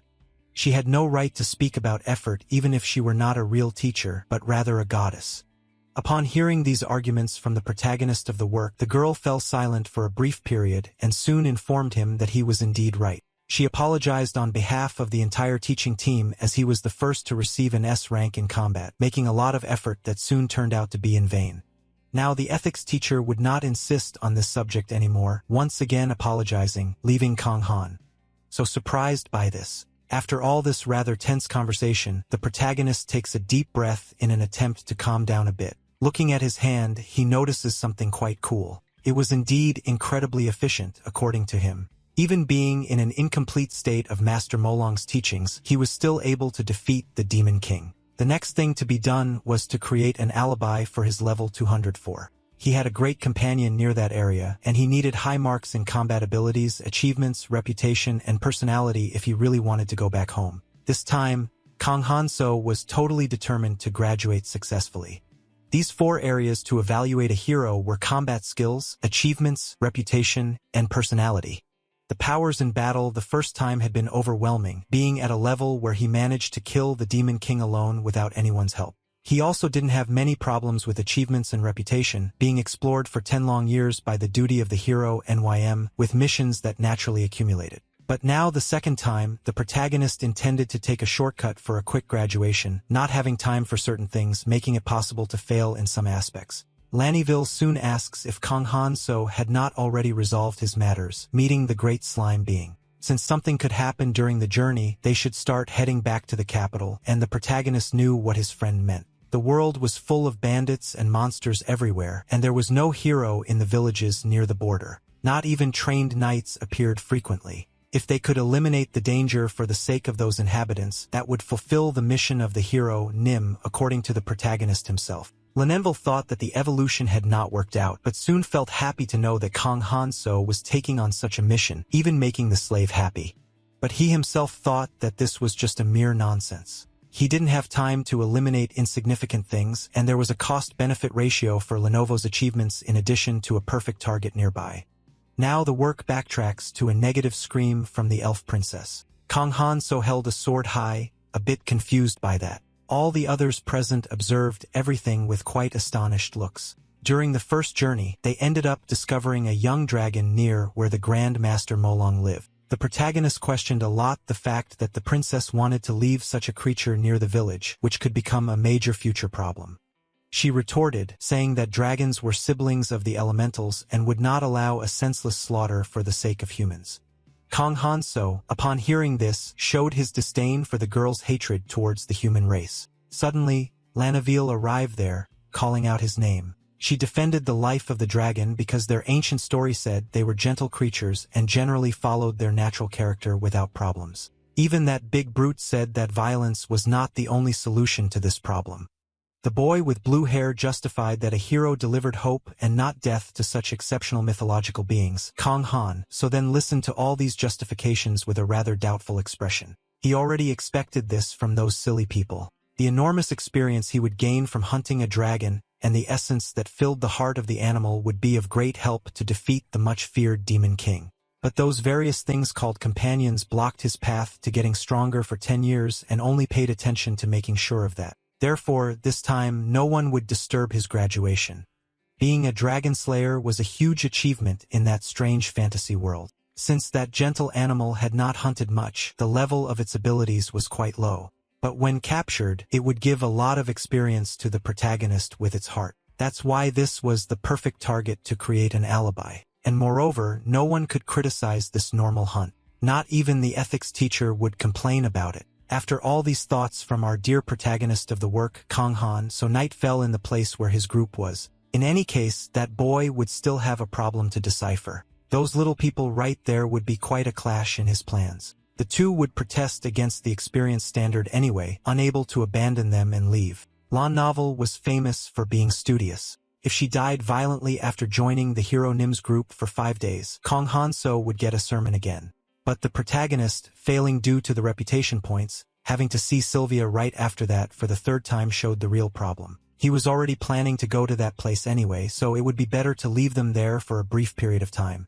After all these thoughts of Kong Han-so, the work takes us to the dark forest of the place. Horrifying noises were heard around, and it seemed there was someone protecting the area. Suddenly, 2 giant, ugly green beings appeared, making strange sounds. They were pig goblins, named so because of the appearance of their noses, also known as orcs, and in reality they had a lot of muscles. As expected, Kong Han-so couldn't understand the type of communication those buff creatures used. Many monsters like orcs were the source of experience in places where pure mana accumulated and had a low life expectancy, not even knowing how to speak properly. The duo wanted to help the hero defeat those low-quality, insignificant monsters that would try to steal his experience but were soon reprimanded. Suddenly, a loud shout of "Hey!" was heard in that place. The pig goblins quickly became quite alert to what had caught their attention. Kong Han-so's current level was 204, and even if his target were a weak young dragon, it would still be quite difficult to face it, so he could increase his rank a bit more in the orc colony that was very close by. Moreover, when those scum who wanted to help at all times fell behind cleaning up the mess, Kong Han-so would hunt the dragon in peace alone. At that moment, the pig goblins seemed to feel quite threatened with angry expressions and drooling a lot. Even though they were scared of the powerful Endymion, they apparently had the desire to fight. This was probably a result of the provoke skill anyway, which was good since it would be more comfortable for the protagonist to fight this way. At that moment, the pig goblins were quite furious at the presence of Kong Han-so and his powerful sharp sword, and Damien. Suddenly, they charged at our dear protagonist with the intention of ending his life and protecting their orc kingdom. Kong Han-so for his part merely observed this with a very calm expression, thinking meticulously about the steps that would allow him to win that battle easily. Then he finally charged at his first enemy, eliminating it immediately. After just a few moments, the second enemy was also entering the realm of death. Suddenly, several other pig goblins appeared due to the loud groans of their friends who were dying slowly. Kong Han-so quickly realized that there were more patrollers in that area. Any little thing would help him. Even if they were insignificant, the protagonist would gain a bit of experience in a way that the teacher would like. Observing all that, Lanivel and the boy carrying luggage ran to help Kong Han-so, but they were soon reprimanded because he wanted the two to stay still without interfering in the battle. They then stood there awkwardly after such a decision from the protagonist of the story. If the aggro stayed with them, Kong Han-so wouldn't be able to do the job there. Those pig goblins seemed to get angrier as time passed. Several of them appeared with bows and arrows to hit our dear Kong Han. So who, in turn, merely observed all of it with a mocking smile on his face. Meanwhile, a very sharp and dangerous arrow was heading in his direction at an absurd speed. He easily defended against the goblin's attempt with his elbow, feeling no pain at all. Seeing this, the green monsters became even more enraged. Kong could easily block low-level attacks with his muscular body like a bodybuilder. His skin was tougher due to the impressive techniques of Master Molong. From the moment he started using his body to defend against the orc attacks, the stamina level of his body was rapidly increasing.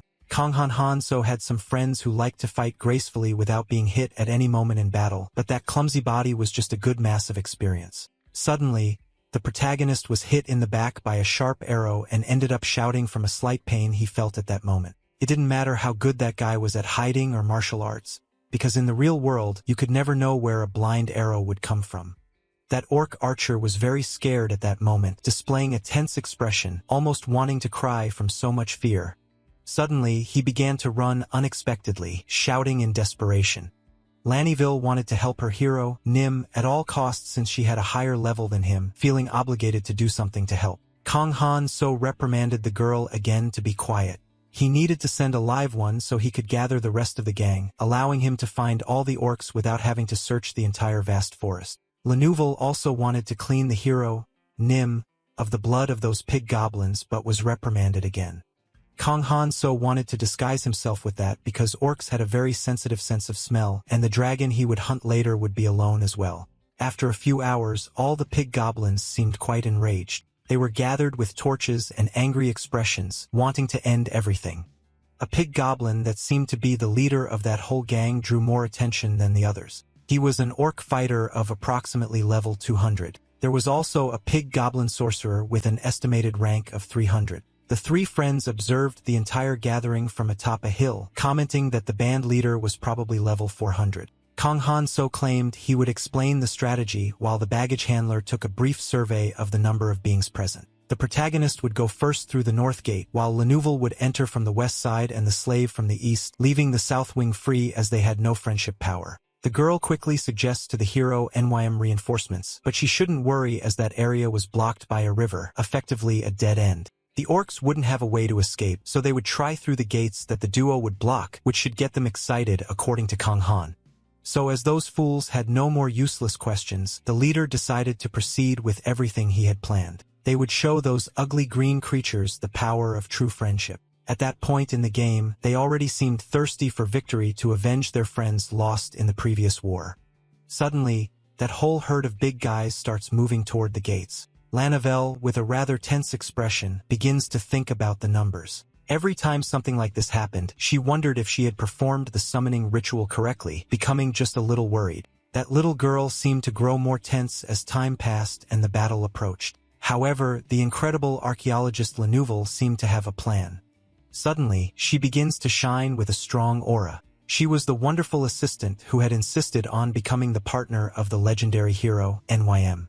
After all this preparation from Lanavel, the first orc with a pig-like face charges at her. She would make up for all that nonsense of the day right then without wasting the chance she had there. She then, without any mercy, starts to use her powerful magic that she had prepared to put into practice earlier.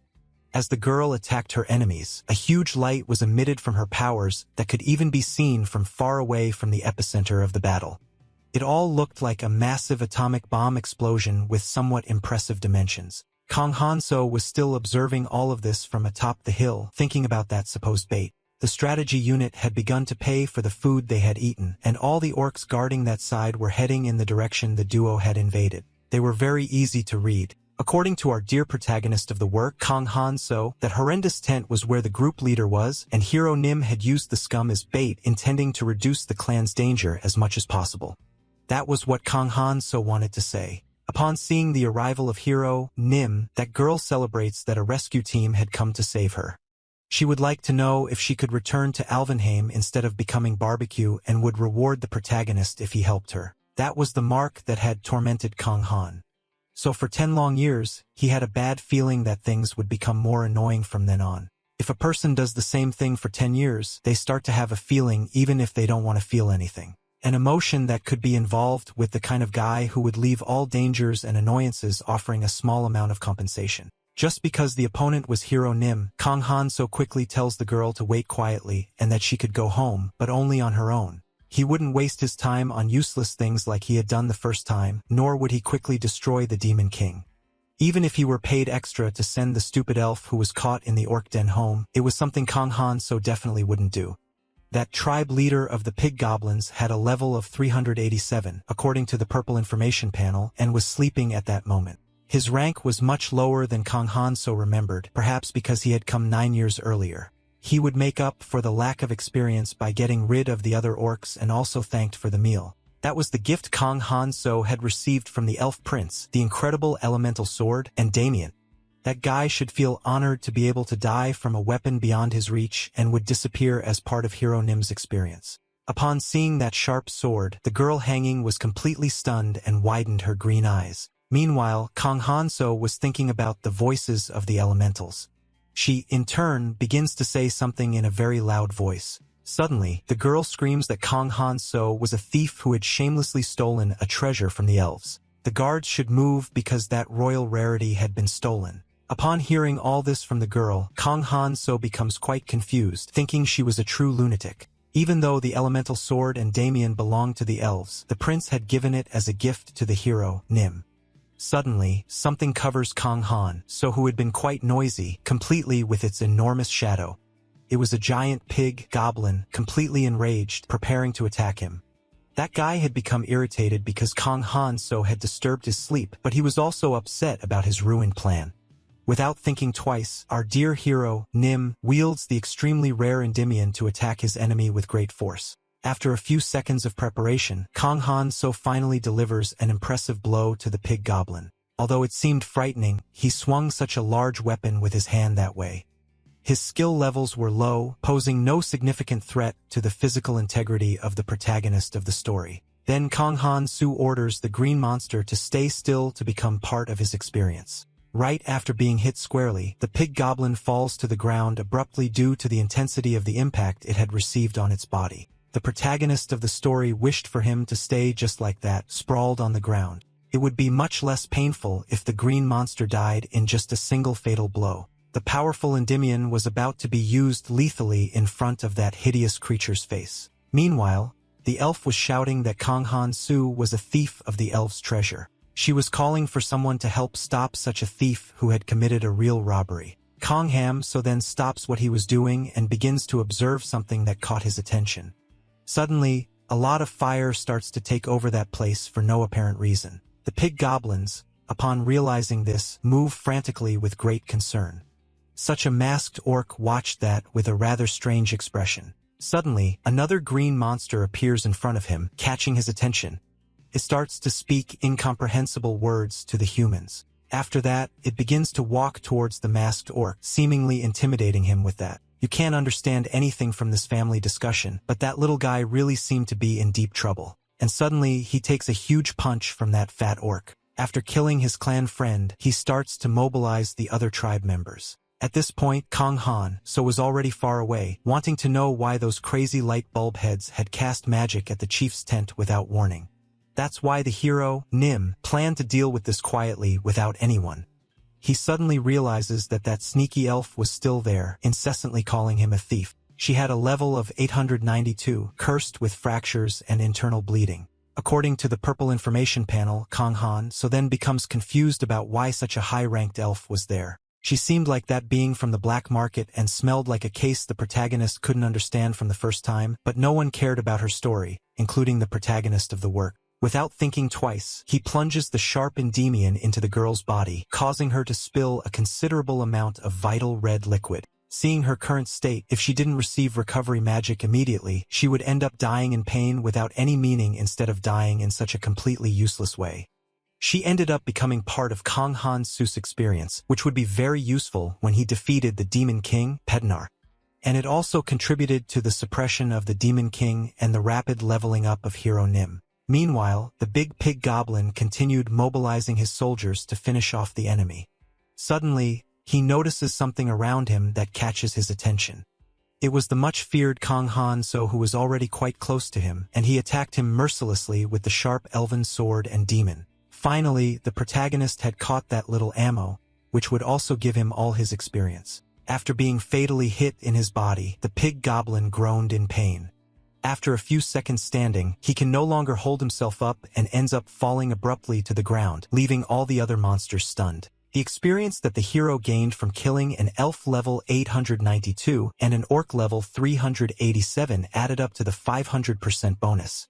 Your rank finally started to get quite high after that, reaching 346 at that moment. He was thinking of getting rid of them one by one silently, but now he didn't have to do that since it was a true waste of precious time, and they could all attack him at once. Having witnessed their chief die in a very ruthless manner, the other pig goblins became furious and thirsty for revenge. Without thinking twice, the whole band of orcs charged at Kang Han.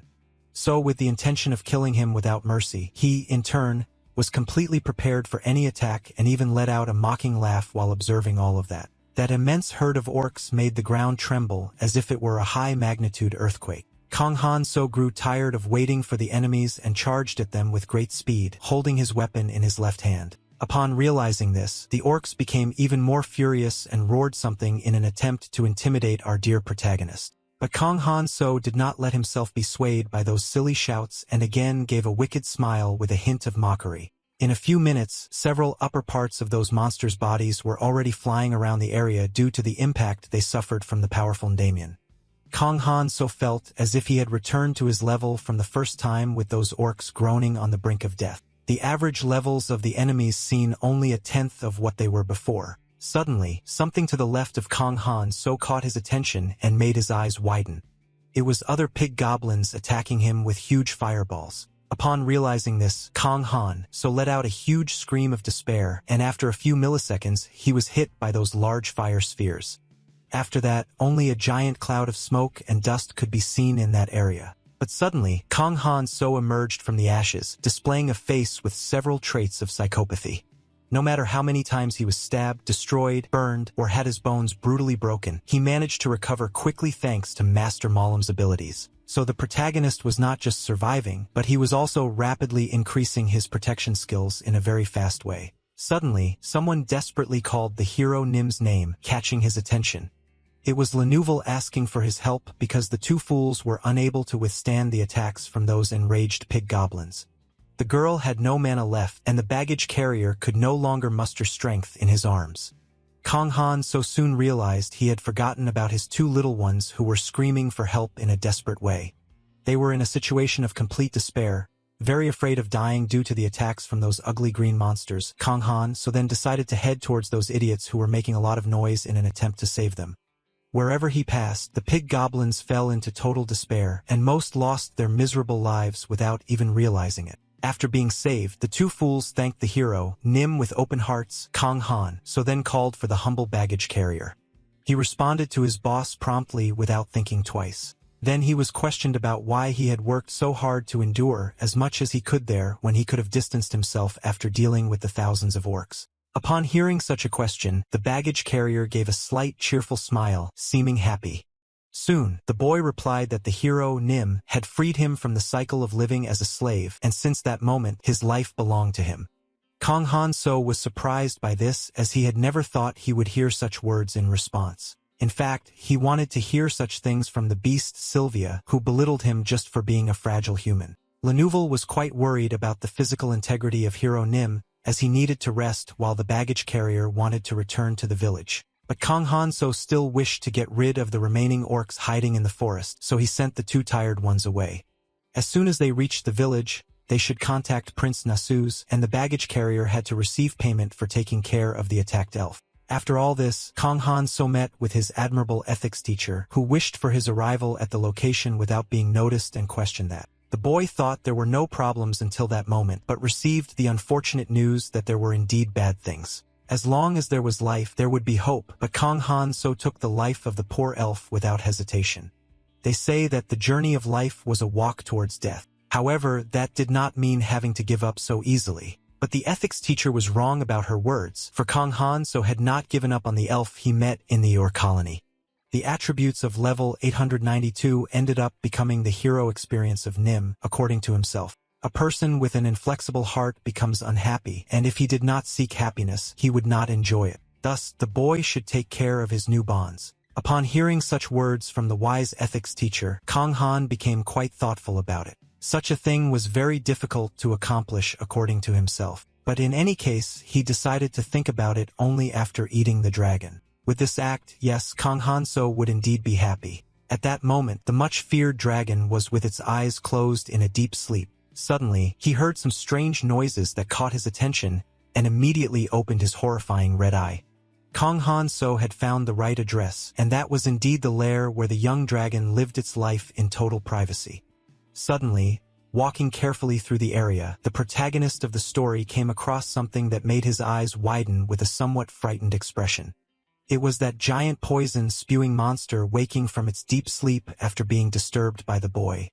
The Chaos Dragon had a level greater than 999 with sleepy, nebulous, and dark status. But in any case, Kang Han so thought that the damage had not yet changed. In his first life, the protagonist of the story had been suffering not long ago. While he thought about this, the fearsome poison-spewing dragon charged at him with a very angry expression. Kang Han so knew everything in his mind but kept forgetting in his own senses. All of that was a piece of cake for the protagonist of the story, as it had only been a week since he had been summoned to that strange fantasy world. That angry dragon did not care about the boy's thoughts and charged to him with the intention of wiping out his kind mercilessly. Now we go back 10 years in time, where Lanaval was worried about hero Nim, as he was giving his all even though it was a kind of test or training. Taunts were heard saying that Kang Han so did not get up because he had many injuries and because he was a weakling without enough spirit. A week after being summoned in his first life, he suffered trauma after being beaten during training. So Kang Han-so did not know much about what happened and who died in that specific period of time, but there seemed to be a black dragon with 3 pairs of wings called the ghost monster Nebius. The rank had dropped significantly due to the rebirth of the demon king Pednar, but it was one of the 5 disasters, according to the natives of that fantasy world. However, there was a catch to it all. When the protagonist of the story was traveling and fighting against the 5 disasters in his first life, he had only heard terrible rumors. After learning about these memories in Kang Han-so's mind, we returned to the dragon's cave. Without thinking twice, he turned his back on such a horrifying enemy as it would surely change his plans. He would get out of the lair as fast as he could, completely fleeing from the toxic poison-spewing dragon. Since his status was dark, it meant he did not have much time to live. The younger one had taken that empty place after such a creature died. Even being on the verge of death, it was impossible to deal with a monster that had so much experience, and people would laugh at the hero defeated by a dragon instead of hunting it. Based on all these thoughts, Kang Han-so became even more motivated not to stop running. But suddenly, he looked back, noticing something that seemed to dislike him very much, displaying a shocked expression. It was the poison-spewing dragon chasing after him, almost ready to bite him with those sharp teeth, not interested in just letting him go in peace. Kang Han-so was very mistaken about the owner of that immense lair, and would not understand if it were told, as dragons did not have interpretation skills. Their species has its own violent tendencies, and in that fantasy world, having a lot of attributes meant having taken many lives to gain experience. If it were indeed a dragon with a strong temperament, he would never let such an intruder go away in peace without first giving him a scare or literally killing him. That poison-spewing monstrosity was completely determined to kill Kang Han-so so that he would never disturb its deep sleep again. Suddenly, it stopped, seeming to think of another alternative to successfully conclude its intention. After that, it lets out a deafening roar in the area. Then it spreads its impressive pairs of wings, floating above the ground like a light bird. Soon, Kang Han-so realizes that the creature's footsteps can no longer be heard, seeming like the monster had probably given up on catching him.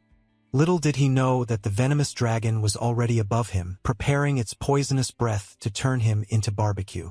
Meanwhile, Kang Han-so continued to run desperately, wanting to save himself from the mess he had gotten into alone. Spotting his easy target, the dragon Nebius displays an angry expression, eager to put into practice his plan to make a poisonous barbecue of the boy. Without thinking twice, it starts to spit all the fire it can wherever the protagonist passes.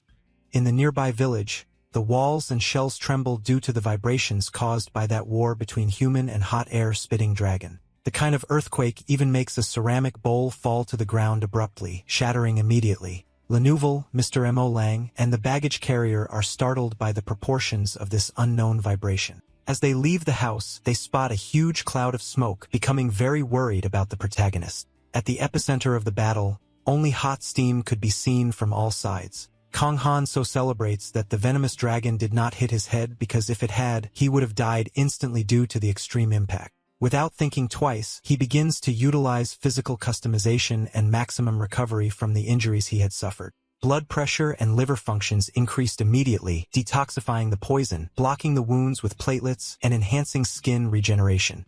Thanks to Master Mao Lang's teachings, Kang Han-so's brain was in good shape, able to block pain with endorphin control and recover quickly. That was the breath of a poisonous skill, highlighting how incredibly skilled such a monster was. If the protagonist hadn't been lucky, the poison would have descended to the village in the mountain. Those idiots weren't such a big problem, but Kang Han-so couldn't let Master Mullen get hurt in any way. Suddenly, in an unusual manner, the boy starts shouting for the old lizard in ice, saying he was blind with terrible aiming skills. He should be ashamed to call himself a king or ghost dragon, better off just sleeping in that stupid den waiting to be eaten by worms. Since the creature had no interpretive skills, it failed to understand what Kang Han-so was saying, but there was a catch to it all. Knowing that someone could survive his poisonous breath would make the killer very nervous. Suddenly, the furious dragon Nevus arrives with another poisonous cloud nearby. Kang Han-so runs away, celebrating the fact that the creature was following him. As long as it didn't hit his head, he could create an antibody that could detoxify the poison simply. It would be a poisonous therapy for quick skin recovery. Kang Han-so succeeded in keeping the monster away from Master Mo Lung's house, but he would probably have to maintain that for a long time. The guy was already running so much that he was quickly approaching the realm of the pig goblins. After a few seconds, he passes by, running with a happy expression. The first orcs don't understand anything of what was happening, but when they look back they realize the extent of the big problem they had. Kang Han so just laughs at those idiots who had stayed in the path of the venomous dragon. He said this with adrenaline and dopamine flowing within him, but had an idea of how to turn this crisis into an opportunity. Near the mountain peak, a giant cloud of poison spewed by the Dragon King, Nevius, could be seen. This was advancing down the valley at an extremely high speed, taking everything in its path. Not far from there, a group of pig goblins watched that horrifying scene.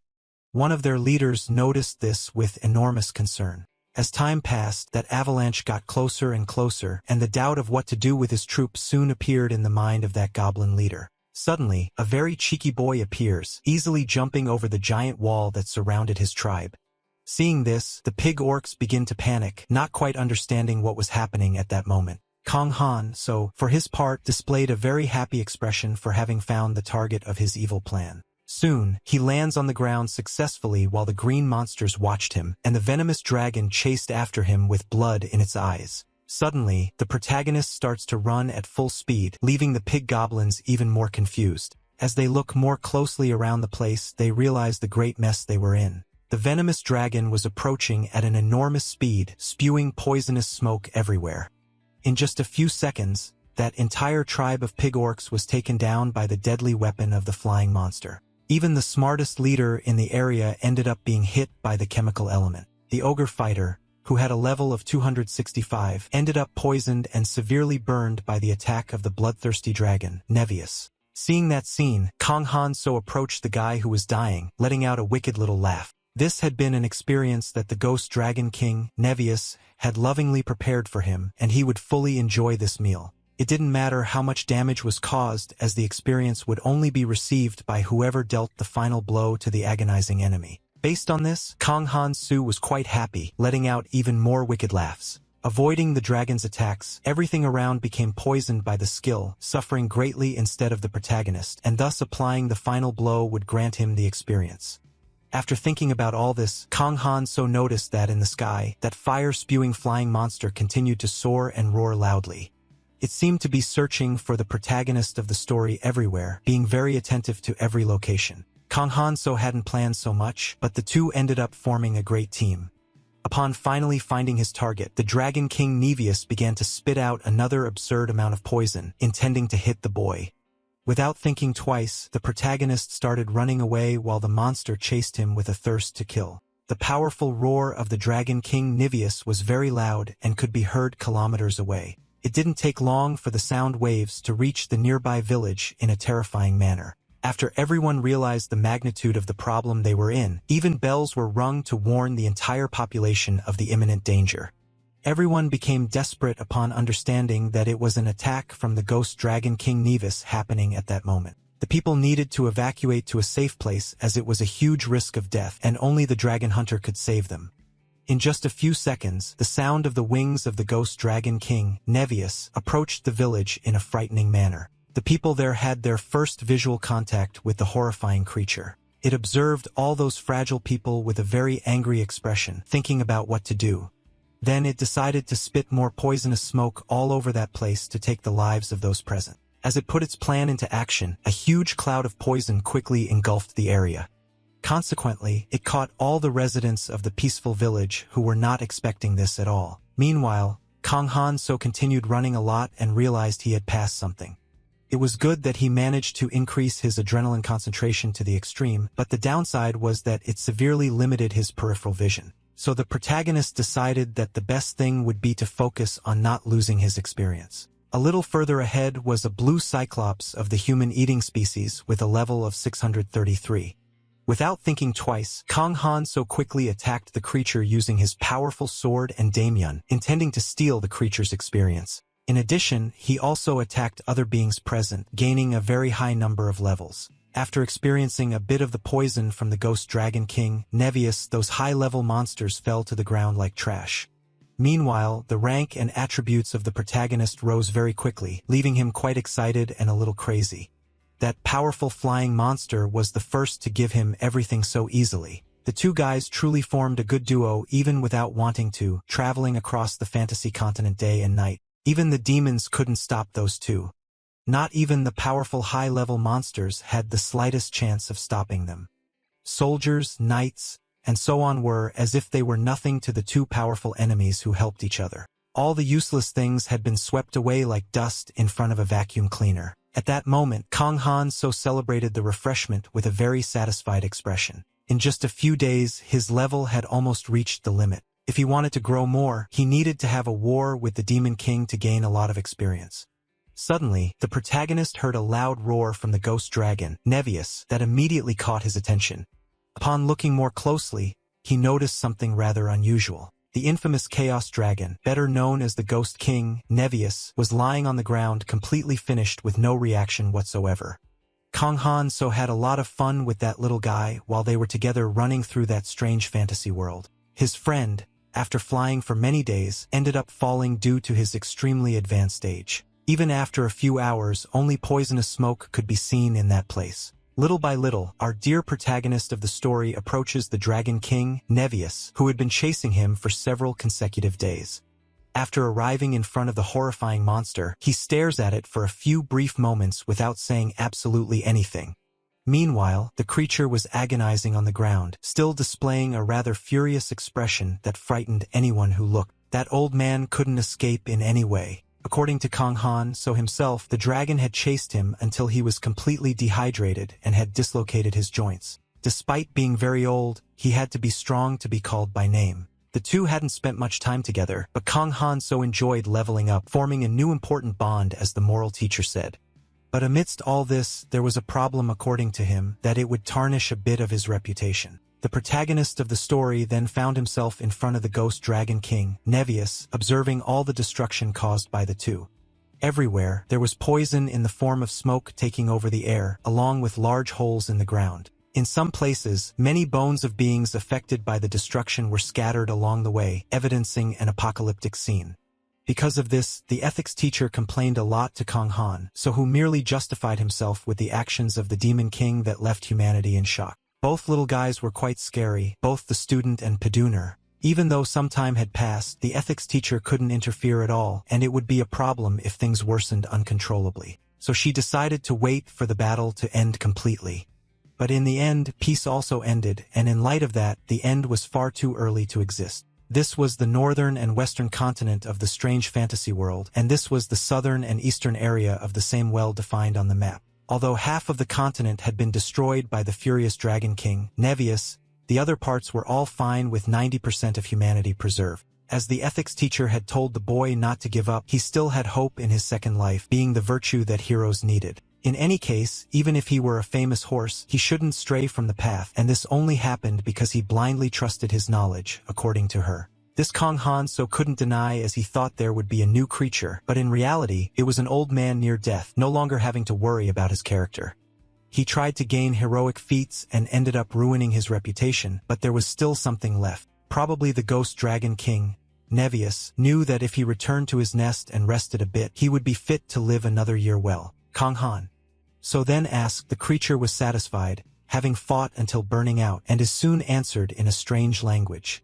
Suddenly, the Ghost Dragon King, Nevius, begins to move, putting our protagonist of the story on high alert. That big guy was slowly rising, getting up from the ground in a critical state where he was.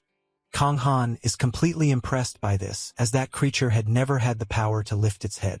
That was what he called domination using physical strength. Our dear protagonist of the story, wielding the sharp Endymion, also informs that he had fun with a Ghost Dragon King, Nevius. At that moment, the monster was staring at him with a rather dark look, trying to say something indecipherable in the language of humans. Even though Endymion had the power of the element, it shouldn't be so easy to kill a being like that. All of this had happened because the Ghost Dragon Nebius had fought a fierce battle that destroyed half of the entire continent. Based on all this information, Kang Han Su decides to thrust his Endymion into the horrifying monster with the intention of ending its life. But upon piercing the creature's skin, he realizes something that causes him tremendous shock. The Ghost Dragon King Nebius seemed to be putting a last plan into action to try to save his life. Suddenly, an immense amount of poison is released into the area by the monster in an attempt to immobilize Kang Han Su. In a matter of minutes, the entire place is covered by dragon poisonous smoke. Kang Han So is then impressed by Nevu's spirit, comparing it to the Demon King Petner due to the flood of poison. The same, after a few seconds in the poison, begins to let out several malicious chuckles. The life of the Ghost Dragon King, Nevius, and his enormous power ended up becoming an experience that flowed through his body. It was no surprise that the creature was the monster of chaos, as the race, name, status, and abilities of Kang Han So were based solely on that. Suddenly, the boy notices the existence of a mosaic on his skill screen, highlighting madness of level SS and muscular strength of rank S. After a few moments, the ethics teacher appears at the location and is soon questioned about this by Kang Han.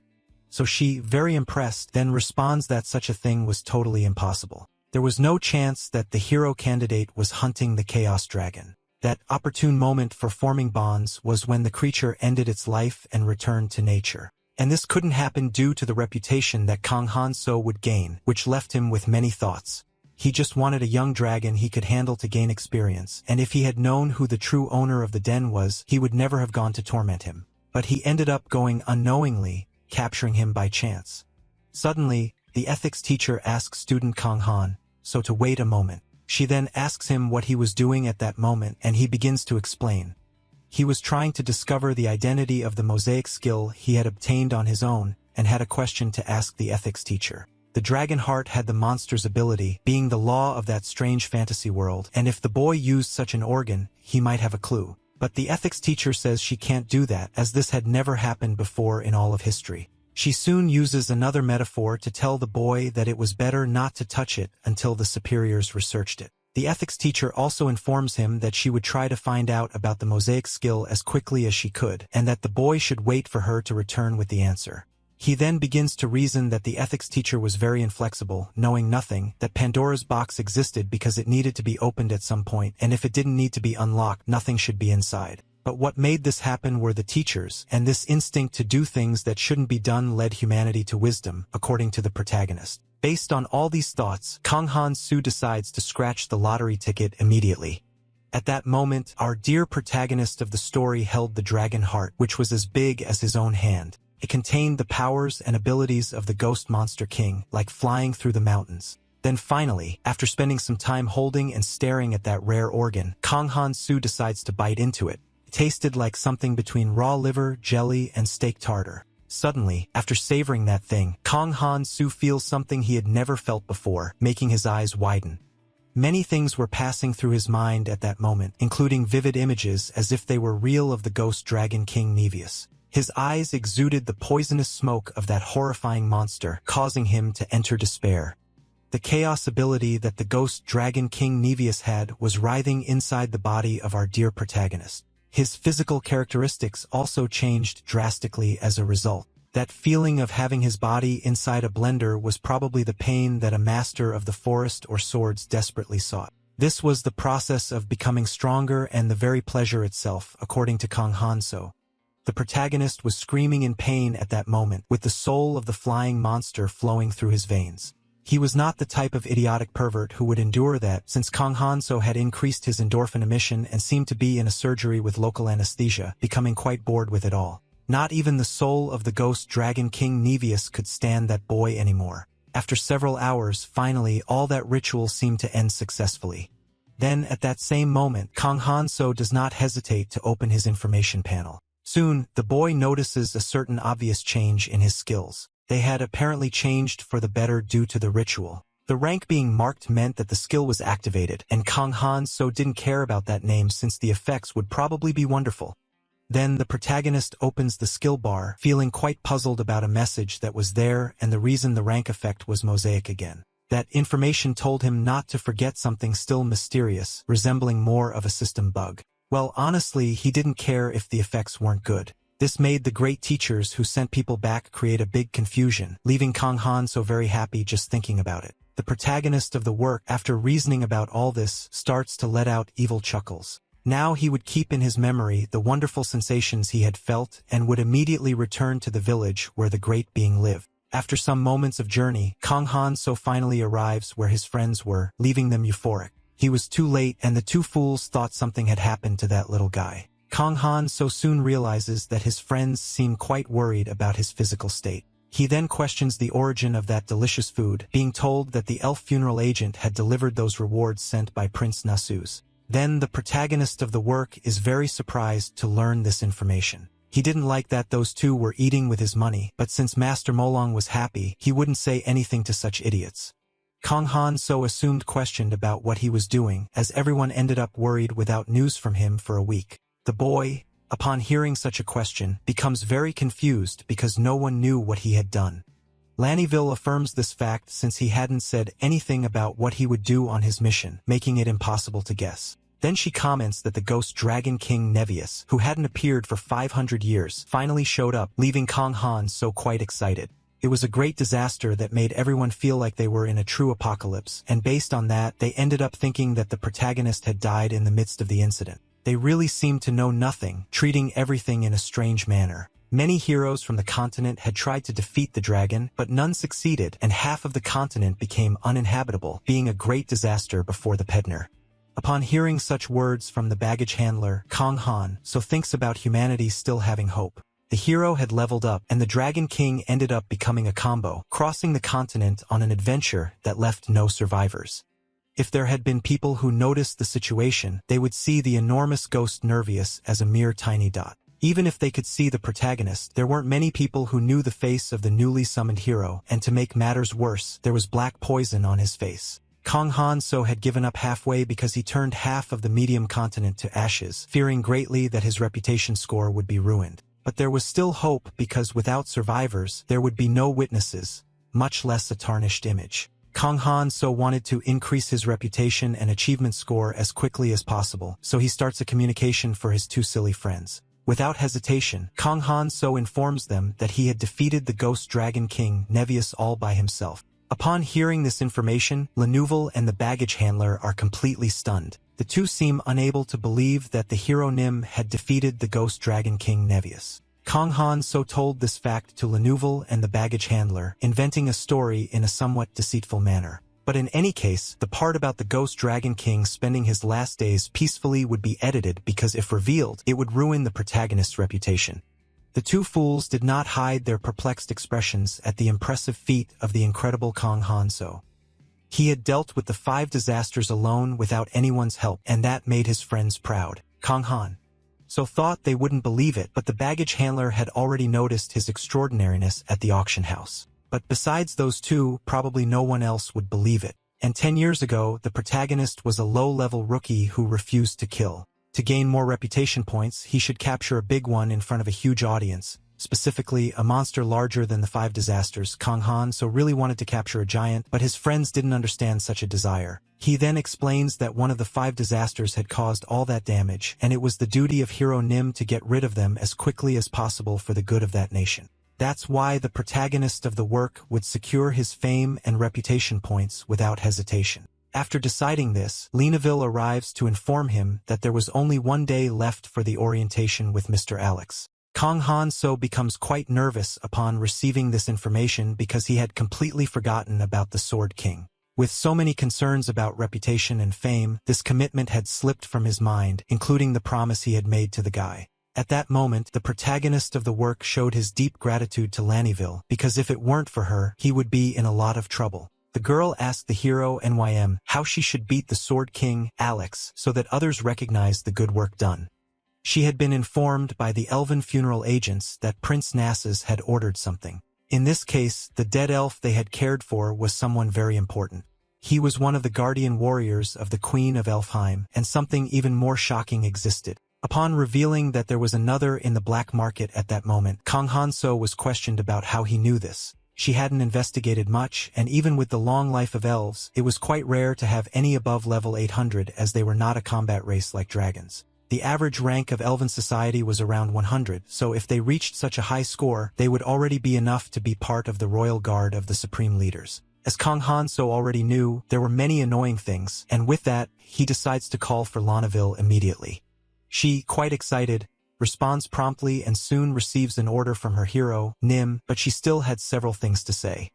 Even though Kang so wanted her to keep it to herself, the Elven King having his wife stolen by a high-ranked demon and inspecting the guards who had indeed disappeared was not the protagonist's concern, according to himself. After a while, Kang Han so notices that the two fools were looking at him strangely and soon questions this. He is asked how he knew this and then explains that he had been a hero for 10 years and could know the rest just by hearing the beginning of the story. La Nouvelle was just like her first time, bringing several boring problems. He had already dealt with this and wouldn't solve everything alone again. Suddenly, the pretty girl questions Kang Han-so about something she sees in front of her at that moment. Pointing to that road, she indicated that someone was rushing by in a hurry. The wheels of that carriage were spinning so fast that they seemed to be at the speed of light. The poor horses were also receiving many lashes from the driver to run more swiftly.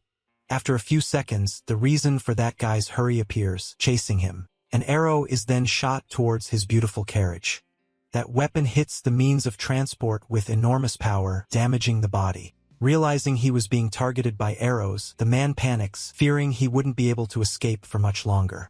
Kang Han-so observed everything from the top of the hill, thinking he had seen that fancy carriage somewhere, while Laniville thought it was a robbery.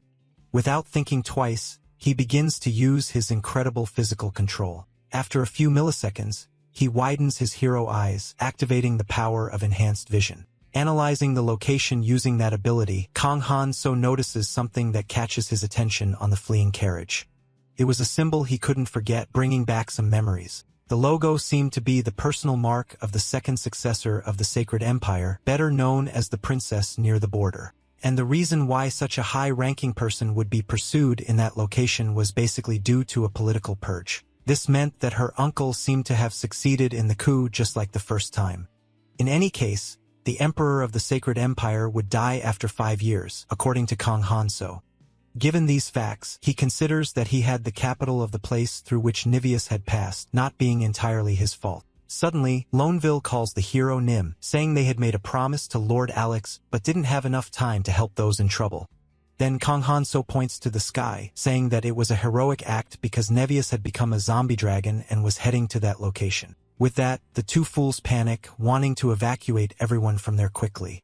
This gives our dear protagonist time to activate the SS Poisonous Breath skill, and without thinking twice, he springs into action, launching poisonous liquid at that beautiful carriage. In a few seconds, a massive ball of poison quickly approaches the vehicle, which ends up causing a terrifying and highly poisonous explosion. After the smoke cloud settles a bit, several lamentable scenes are revealed, like the little horses murmuring. That beautiful vehicle had turned into mere pieces after Kang Han-so's attack. Even the princess seemed not to have survived the poison ball. Meanwhile, Kang Han-so finishes lying to the fools and claims he was mistaken when he said he had seen a zombie dragon. The wise emperor of the Holy Empire initially tried to keep his brother at bay, but he grew his power by removing his niece from power after the king's death. As a result, the heroes group temporarily became the legitimate successor of the Holy Monarchy, saving the princess who was suffering from assassination attempts. They completely destroyed the power of the usurpers using brute force. Without a doubt, Kang Han-so must have noticed when she made them kill the guys without any mercy. Then the protagonist of the story makes a comment saying he has never been so cursed in his life, catching the attention of the girl who worries about this. All the people were dead at that moment, and thus the usurpers would be in total peace. Kang Han-so also comments that half the land was in ashes, generating curiosity in the fools that went unanswered. The princess who managed to take the crown had begun to doubt everything and use her brain to rid herself of the opposition group, ultimately being assassinated in the end. Since it wasn't Kang Han-so's fault, the incident was merely to avoid missions that were meaningless and also a reparative act for a mistake made the first time. Our dear protagonist at the beginning of this chapter was very stressed about the act they wanted him to commit. He did not want to take the life of such an apparently unknown thing.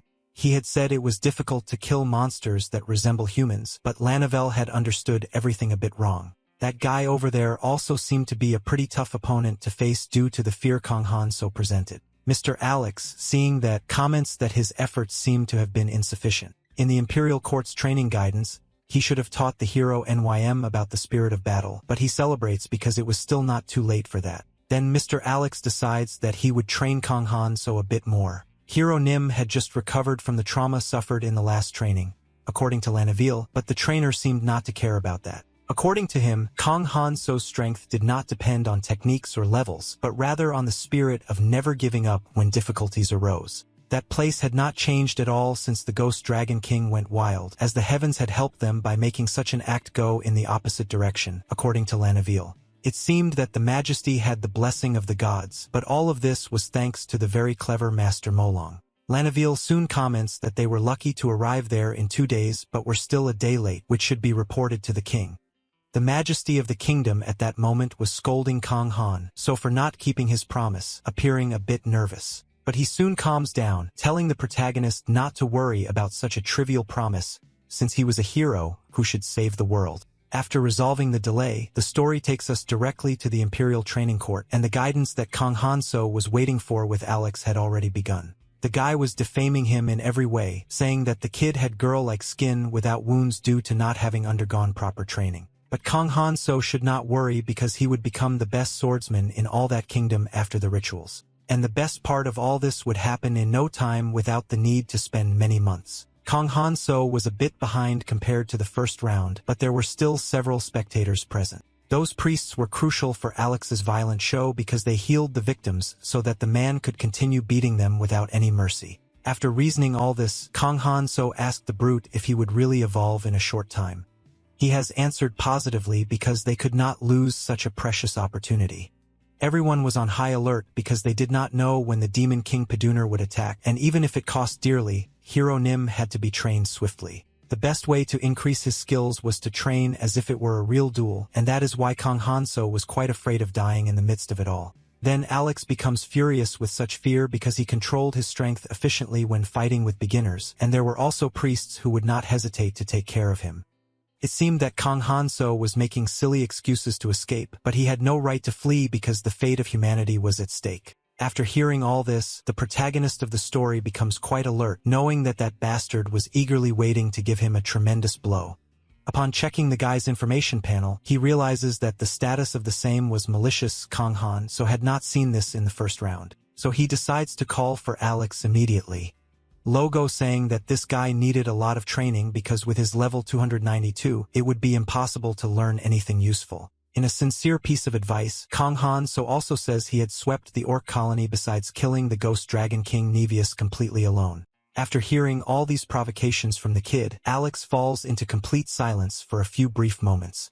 Suddenly, he shouts, trying to find out if the knights had also heard all those ragged lies from the protagonist of the story. According to Alex, Kong Han-so was making that up because he didn't want to train, and such attitudes resembled quite a bit to the foolish king of that kingdom. Seeing his own abilities, the protagonist of the story realizes that he would only be no match for an army of approximately 1 million Alexes. The mysterious black box power acquired after killing the ghost dragon king Nevius was rank F and therefore was well below on the attribute list. But that message telling Kong Han-so not to forget something still remained a great mystery to be solved. Suddenly, Alex approaches the protagonist of the story, telling him not to say anything before attacking in a real battle, as he should always be alert to the surprises of the fight, and this occasion was happening at that very moment. Then Kong Han-so realizes that the guy was saying the same thing as in the first round, however, aiming for very different parts of the first fight. He distracted the boy by giving him punches, trying to make him unable to escape as the main strategy. The guy, in a childish manner, aimed for Kong Han-so's lower regions, intending to make him feel a lot of pain in that area. If he aimed for the stomach, the hero Nim would surely show him the power of resistance S, but he would feel like a fool if he didn't hit there, so he couldn't let that happen in any way. So without thinking twice, Kong Han-so defended himself by delivering a huge sweep to the brute Alex. All the spectators present were astonished to realize the audacity of that seemingly fragile boy. Not satisfied, Kong Han-so tells Alex to stop bragging and get up because in a real fight, no enemy would wait for him so mercifully. Totally finished and thrown to the ground, the man curses the protagonist of the story, highlighting his anger at being beaten like a little child. Crawling on the ground completely defenseless, Alex tries to shout that he would kill Kong Han. So according to the protagonist of the story, he would be called the Sword King in a few years. But at that moment, that man was just a weak human fighting to defeat 1 or 2 low-level demons and trying to teach others even with a low rank. After thinking this, Kong Han-so pulls the knight leader Alex by his hair, quickly commenting that the man hadn't trained enough and still tried teach others, judging them by their appearances or mere silly speculations. He also says that the wise hid their true abilities and actions because all fights had a 50% chance of victory for both sides of the coin. As Alex was a true idiot, he completely ignored this law, giving possibilities for a quick death. After giving all these moral lessons to the guy, Kong Han-so rubs his face on the ground with considerable force. The priest then intervenes, saying that at this rate Alex might die, but the boy seemed not to care much about that due to the dimensions of real fights. At that moment, the brute lamented losing to the kid after receiving a valuable lesson and completely denying reality. It seemed that continuing the lessons would be difficult, so the two would skip them and have the most important lesson since Kong Han, so was a good respectful teacher unlike that man. Then he asks Alex what was of utmost importance in a real fight, making him very tense. After a few seconds of silence, Kong Han so delivers a strong blow with extreme power to the little guy's neck, who screams in pain due to the impact. Then finally, the boy reveals that it was very important to get rid of future problems immediately by cutting them off at the root right at the beginning. After such events, the ethics teacher arrives, astonished to learn that Kong Han so had killed the princess and the powerful Sword King. He, in turn, feels a bit awkward with a woman's arrival. She had told him to take off his hat in front of the past and his coat in front of the future. Such a boy could not ignore the flaws of the past and had to free himself for the future. The ethics teacher, after giving this moral lesson, asks if Kong Han so couldn't head towards a better destiny for having failed just once. He promptly responds that he wasn't sure about a more promising future, but she shouldn't worry about failures since no one had noticed the noble's assassination. All of this would be good for the innocent plebeians of the kingdom because a paranoid princess blinded by power would be crowned if she weren't killed by the hero Nim. According to Kong Han, so that was the easiest and most practical solution to implement at that moment. After giving such explanations, he shows anger towards Alex, highlighting that he still hadn't detached himself from what had happened the first time.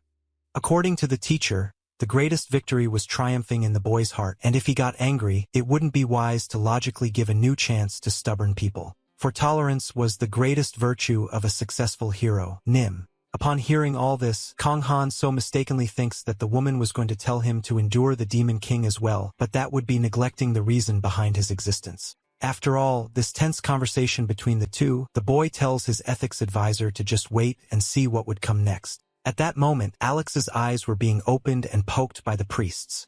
His pulse was also checked to see if there was still a heartbeat. After all these checks and pokes, both priests displayed a rather tense expression regarding the situation, and they finally confirmed that the great trainer, King of the Sword, Alex, better known as the Imperial Knight Leader, was dead. All the spectators of the battle present at the scene were completely stunned by this unexpected death. How the strongest swordsman in the kingdom did that without thinking was a mystery to everyone. Suddenly, Kong Han so raised his hand to get their attention, soon advising them not to worry about it. They shouldn't feel anxious just because the man who protected the nobles and the kingdom had tragically died during a simple training session. For the powerful hero, Nim, Kong Han so was still there to protect them at all times without the slightest hesitation.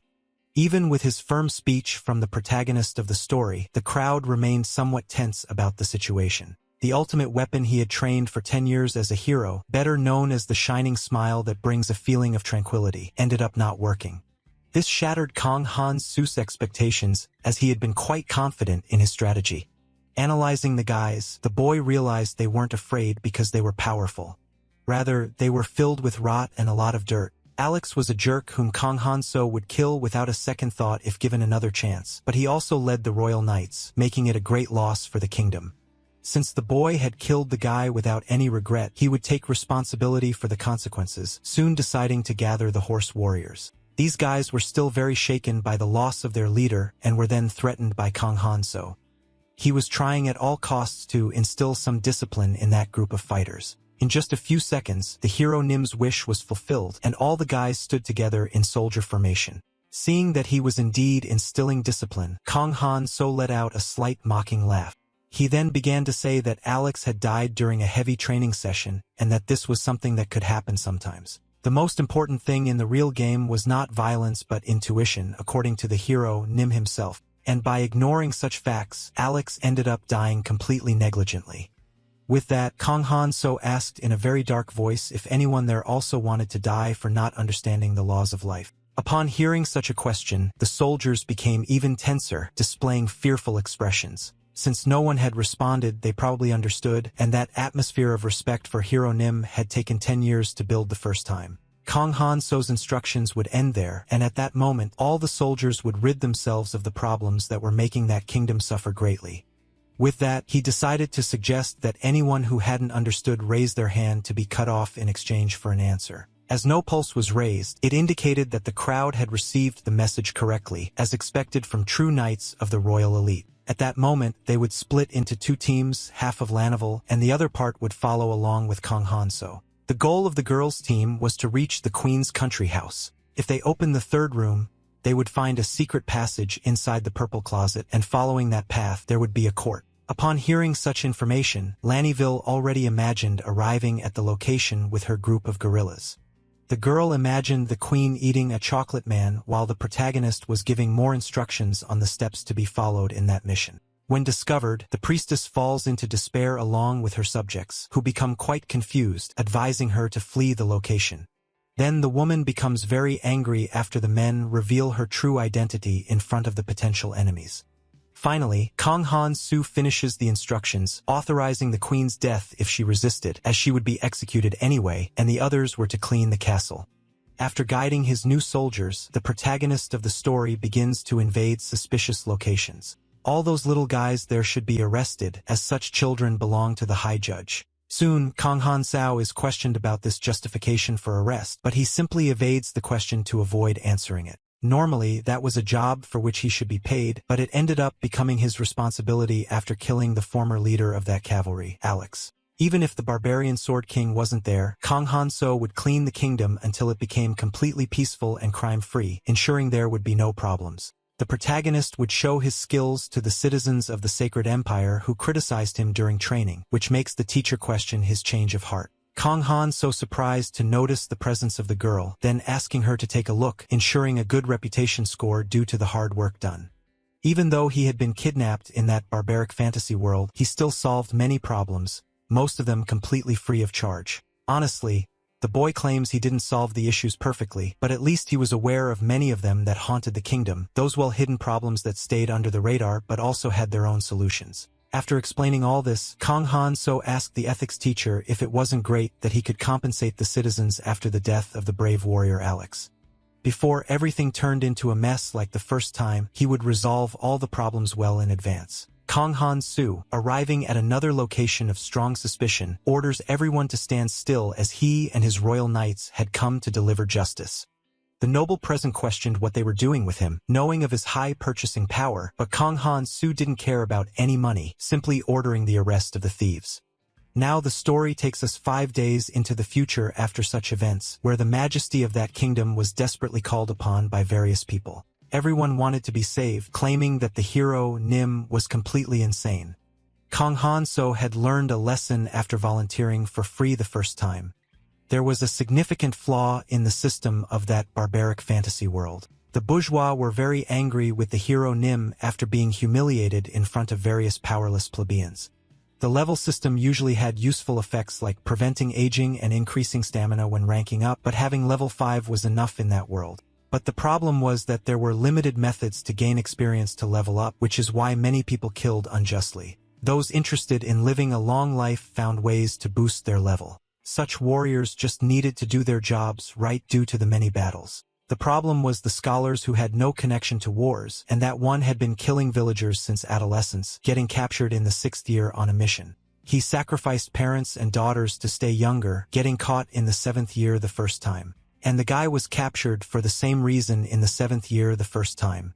Still, that dude tried to justify it by saying that the hero, Nim, wanted to make a political maneuver.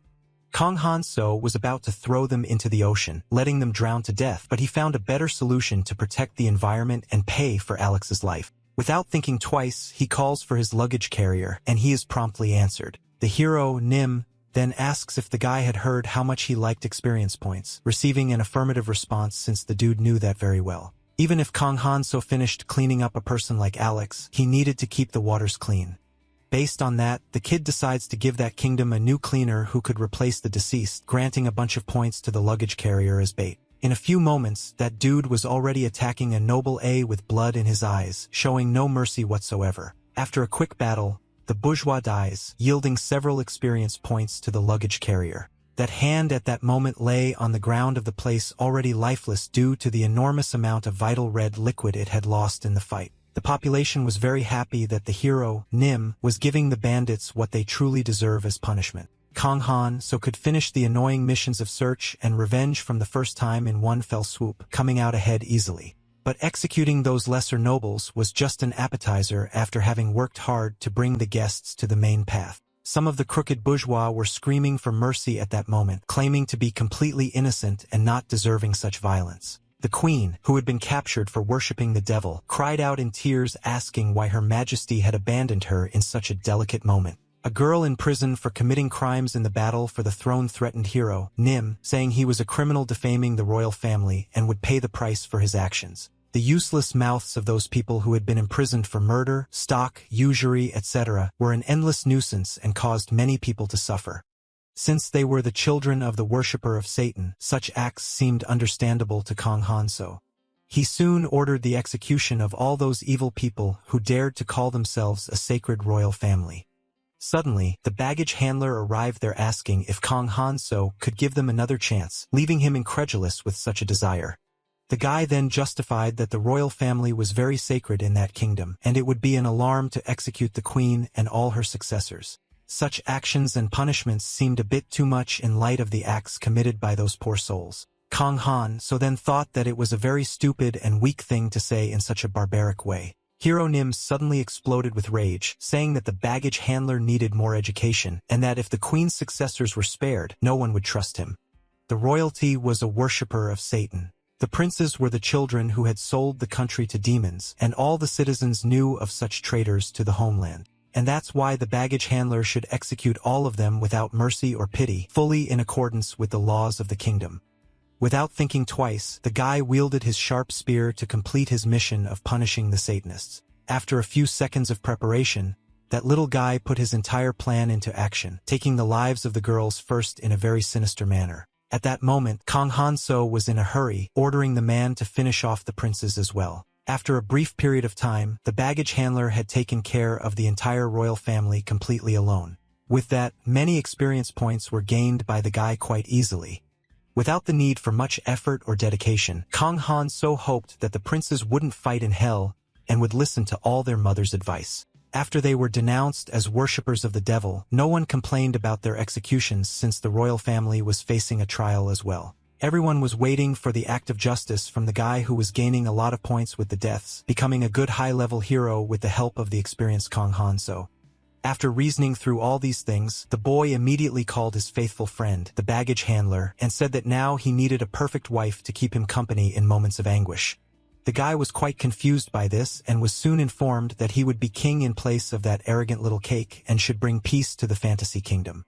That chubby monarch had become useless because the queen had been executed according to the law and not locked in a cell to rot for several years. It seemed he planned to resolve everything by inventing a story that the woman ended up being killed by a demon to hide her in the dungeons along with the princes. But the biggest problems the first time were the men, and it wouldn't be logical for Kong Hanso to leave those trash when he had to purify the kingdom. And at that moment, it was the final stage of bringing a new guardian to the city, completely purified, without thieves or robbers hindering social evolution.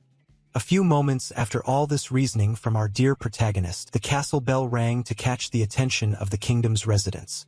Kong Han so soon asked why the baggage handler was making such a sad face when there were so many guests looking at him intently. He indeed had to smile because it was his long-awaited day of glory. At that moment, the baggage handler was calmed by Kong Han, so because he thought he wasn't enough to become a good husband, for he had killed the princess's family. It seemed rather strange to marry her after all those incidents. Kong Hao, so upon hearing these words, explains to the guy that everything had been within the law and that those family members still lived in his heart as useful points of experience. And the princess could not shake off the suspicions of being the daughter of a devil worshipper even though she had done nothing wrong. Surely the guy was more than enough. The baggage handler should trust that wise hero, Nim, without doubting any of his words. Even after hearing all that advice, he still feared the possibility of being poisoned by his companion on their first night as a true couple. The news of the mass purification of Hero Nim spread quickly across the continent, and at that moment, a party was being held in the wedding hall. That gray-haired man informed everyone to pray for the eternal victory of the savior of the homeland. He had brought a small gift from the heart of the empire to aid in the subjugation of the demon king, Pedinar. After receiving that, Kong Han so felt a bit unwell because he didn't need such luxury. The focus of that day should be on the princess and the baggage handler who had just married, not on him. Surrounded by dozens of gifts, Kang Han so mentioned his intention to visit the guy's empire one day to thank him for his sincerity. Upon hearing this, the gray-haired man panicked due to the discomfort he was causing. Kang Han so should not worry about visiting his humble kingdom at the end of the fantasy world, for there was no problem in the empire that required such a waste of time. In fact, the citizens lived happily with the low crime rate of the place. According to the man, that was a magical armor crafted by the best blacksmith masters tailored for Kang Han. So to fight against the demon king Pedinar. The two also entered into a conversation about hero Nim being single and having a princess waiting for him to become the king's son-in-law, but those plans were denied by the boy. The former emperor had passed away, but the Holy Empire was at peace, and Kang Han so could not be disturbed as the nobles were already exterminating the pirates that arrived. Our dear protagonist, after hearing the man convincing him not to go to the paradise of the islands, found himself lying on a pile of many gold coins. He hadn't started his mission because of this, and that was why everyone felt so guilty after the acts of bravery. Lan Yuval soon arrived, noticing that Kang Han so was having fun, which was better than being depressed in a corner alone. Upon hearing the girl's words, our dear protagonist then asked her why she was so irritated. Without hesitation, she explained that the ancient heroes, Nim, were respectful and kept a total distance from the riches offered by the people. Kang Han so then retorted that they couldn't fix everything and leave when they finished their savior work, and he was just trying to cheer himself up. The protagonist soon began to reason about the magical armor from the masters, the treasure of the empire, and the impressive magical sword, Endymion, and also about the incredible rare level-up potions he would use if his level were around 300. Now he had to find an effective way to get rid of those trinkets. Then suddenly, the baggage handler arrived, very nervous after being called by Kang Han so abruptly.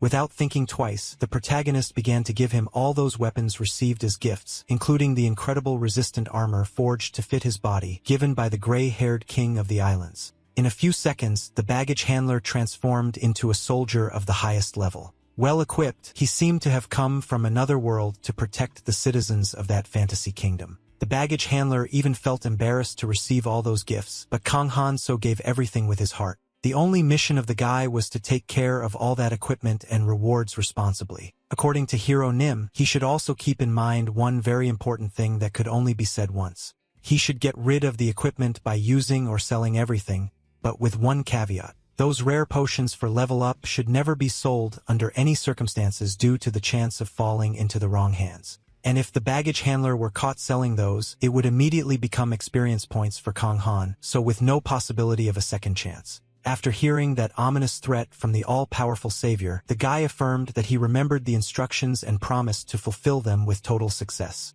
Now that the donation was over, Kang Han so finished paying his debt to the fantasy kingdom. If the baggage handler had been equipped with those gadgets, he could have taken Alex's place without worries since the hero, Nim, had already cleaned up all the trash in the kingdom. Since there was nothing else for the boy to do in that place, he called Lannyville without thinking twice, and she got quite excited. But Kang Han so quickly informed her that he wouldn't leave there no matter what, breaking her moment of happiness. Lan Nouvelle was only supposed to follow him and needed to tell the others what she saw and felt because he would show what it meant to be a true hero, Nim. She soon tried to figure out what the boy was planning, using a cute expression that ultimately failed because Kang Han so wasn't falling for it. Suddenly, he grabbed the handle of his powerful Endymion, stripping it of its protection, and he spoke about the very difficult task of achievements.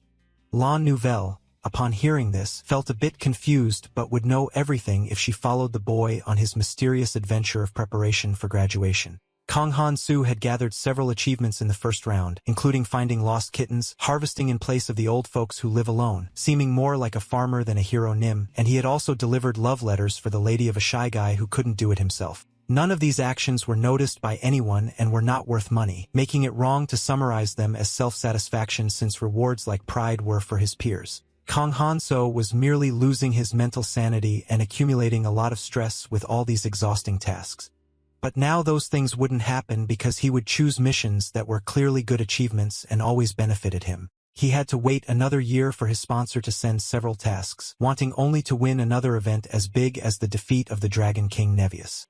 Arriving at such a place, Lenouville quickly asked why the hero NYM was there, being told it was all just about problem solving. They were in the square in front of the magical tower in the capital of Elfium, better known as the Land of Fairies. Lenouvel also asked what the problem was in that place since they were quite tough on humans. It seemed that Kang Han-soo was planning to conquer her, but he found it strange to hear that from his companion. And without hesitation, he affirmed that the girl was completely correct about her assumption. Upon hearing this, the girl let out a shy giggle after hitting her theory. But suddenly, her smile faded from her face, giving way to a look of worry and great fright. Lenouvel became desperate thinking about how Kang Han-soo would conquer that land alone, and was then reprimanded by him. While he thought about how he had been able to walk with someone so foolish for so long, someone welcomed him to the kingdom of Elfium. It was Prince Nasuz, who had been eagerly waiting for Kang Han. So after reading a message informing him of such a visit, the protagonist of the story felt grateful for having access to Elfame authorized, but the monarch said it was an honor to receive him there. At that moment, the incredible elven banquet was taking place. It was an event that Kang Han-soo had attended in the first round, so he wasn't very impressed by those things. Lenovo, on the other hand, seemed to dislike it all, expressing a rather nauseated expression. Kang Han-soo, meanwhile, found the banquet delicious and soon reprimanded the girl for her unnecessary comment about the well-prepared dinner. Elves typically did not use leaves or meat when cooking, only grains and fruits in their main diet. They believed that the elementals would become irritated in response to pain and fear when they killed an animal or tore a leaf from a living plant. Silva used to enjoy cooking meat when she hunted animals alone, according to Prince Nasuz. That was why she often irritated the elementals quite shamelessly without feeling embarrassed about such acts of blasphemy. Her brother was very worried about who such a rude girl would marry in the future. But now Prince Nasuz no longer needed to worry about those things. Kang Han-soo then thought it would take all night if they were to speak ill of Sylvia, since he already knew the girl's desire for meat due to having traveled together for 9 years. The future queen of the elves was incredibly impulsive and uncontrollable in a violent way. Perhaps she consumed meat because she didn't care about the anger of the sacred elementals. Kang Han-soo then commented that he felt nauseous thinking about all of this. Soon, Prince Nasuz looked at his physical appearance and said that the boy seemed to have gotten stronger. Kang Han-soo confirmed this information, thinking that the guy remained sharp as ever. The Prince Nasuz offered a drink to the boy while commenting that he couldn't believe the heroic feat of the protagonist in killing the ghost dragon king Nevius with so little. That great wine was made from the fruit produced every 100 years by the elemental tree, according to the guy. They thought it was the perfect elixir to serve the legendary hero, Nim, who easily defeated the ghost dragon king Nevius. Kang Han-soo thinks he was much better than Silva, who did nothing when she became queen, and he also feels guilty for having defeated him in the first round. Upon observing the place more closely, our dear protagonist realizes there is one more person he remembers. That was the guard who protected Prince Nasuz in the first round, being the third most powerful warrior after the Elf King and him. The success of the boys' coup was only possible because of that half-elf fighter, according to Kang Han-soo. Even though the Elf King was the strongest in elf fame, he would be powerless if the second and third most powerful warriors attacked together. She held the entire group of heroes completely alone with an incredible synergy between combat senses and was an undefeated Class S, but in the end, she was defeated by friendship. Kang Han-soo didn't care about her name and only remembered her as Elf A. Then Prince Nasuz soon introduces Ares, his most trusted knight, who, despite being a bit inflexible, understood the strength of humans very well. That girl's grandmother was human. Her Talon skills were proof that earthly beings and elves could interact peacefully without social wars. Kang Han-soo quickly understands that this is why the girl participated in the coup and that the current Elf King and Sylvia were extremely racist towards humans. So this meant that Prince Nasuz knew very well the real meaning of all his actions. Suddenly, someone arrives there, fighting quite stressed upon seeing who the boy was getting involved with. That guy called the boy depraved for having turned the palace of Elfheim into a den of disgusting monsters. There was only one person in that entire fantasy world who could speak so rudely and disrespectfully to Prince Nasuz. He was the feared father of the boy, better known as the supreme leader of the elves and also of the kingdom of Elfheim. Now Kang Han-soo knew whom Sylvia had inherited her somewhat toxic temperament from.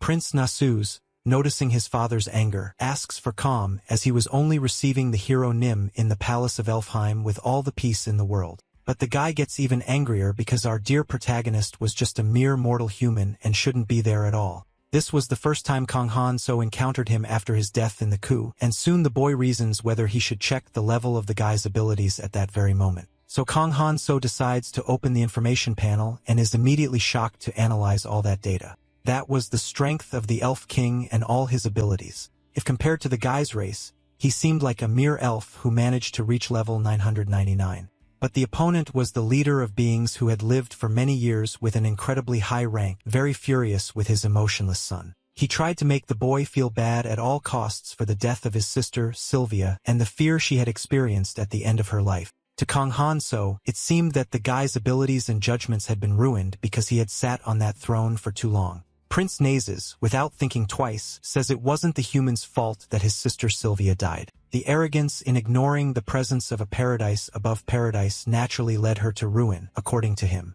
If she felt fear and humiliation at the end of her life, she finally managed to perceive reality, even if it was too late. In addition to saying all this, Prince Nasuz also reveals something about the fact that she had grown a little at the end. It was that all those tragic events deep down in her heart made her happy. Upon hearing these words from Prince Nasuz, the king of Elfame's eyes widen in rage.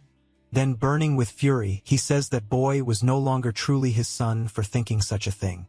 In a few seconds, he forms a giant dragon with all the anger he felt. According to the very trash, such pests invited should be swept from his sacred kingdom immediately. The king of Elfame stared at all those people with an extremely furious expression, instilling great fear in anyone who looked at him. But suddenly, his expression changes abruptly upon noticing something unusual in that location. It was the sacred sword of the kingdom of Elfame and Damien piercing him in a vital point of his body, more specifically right in the chest. The fire dragon that such a brother had summoned there also feels this sudden attack within himself, and after a few seconds still alive, he ends up disintegrating into small flames, disappearing completely. Prince Nasuz then approaches His Majesty slowly in a tone of respect for the deceased. His face reveals a certain happiness with what had just happened before him. Meanwhile, Kang Han So mocked the situation, saying that the impressive sharp sword and demon had accidentally slipped from his hand.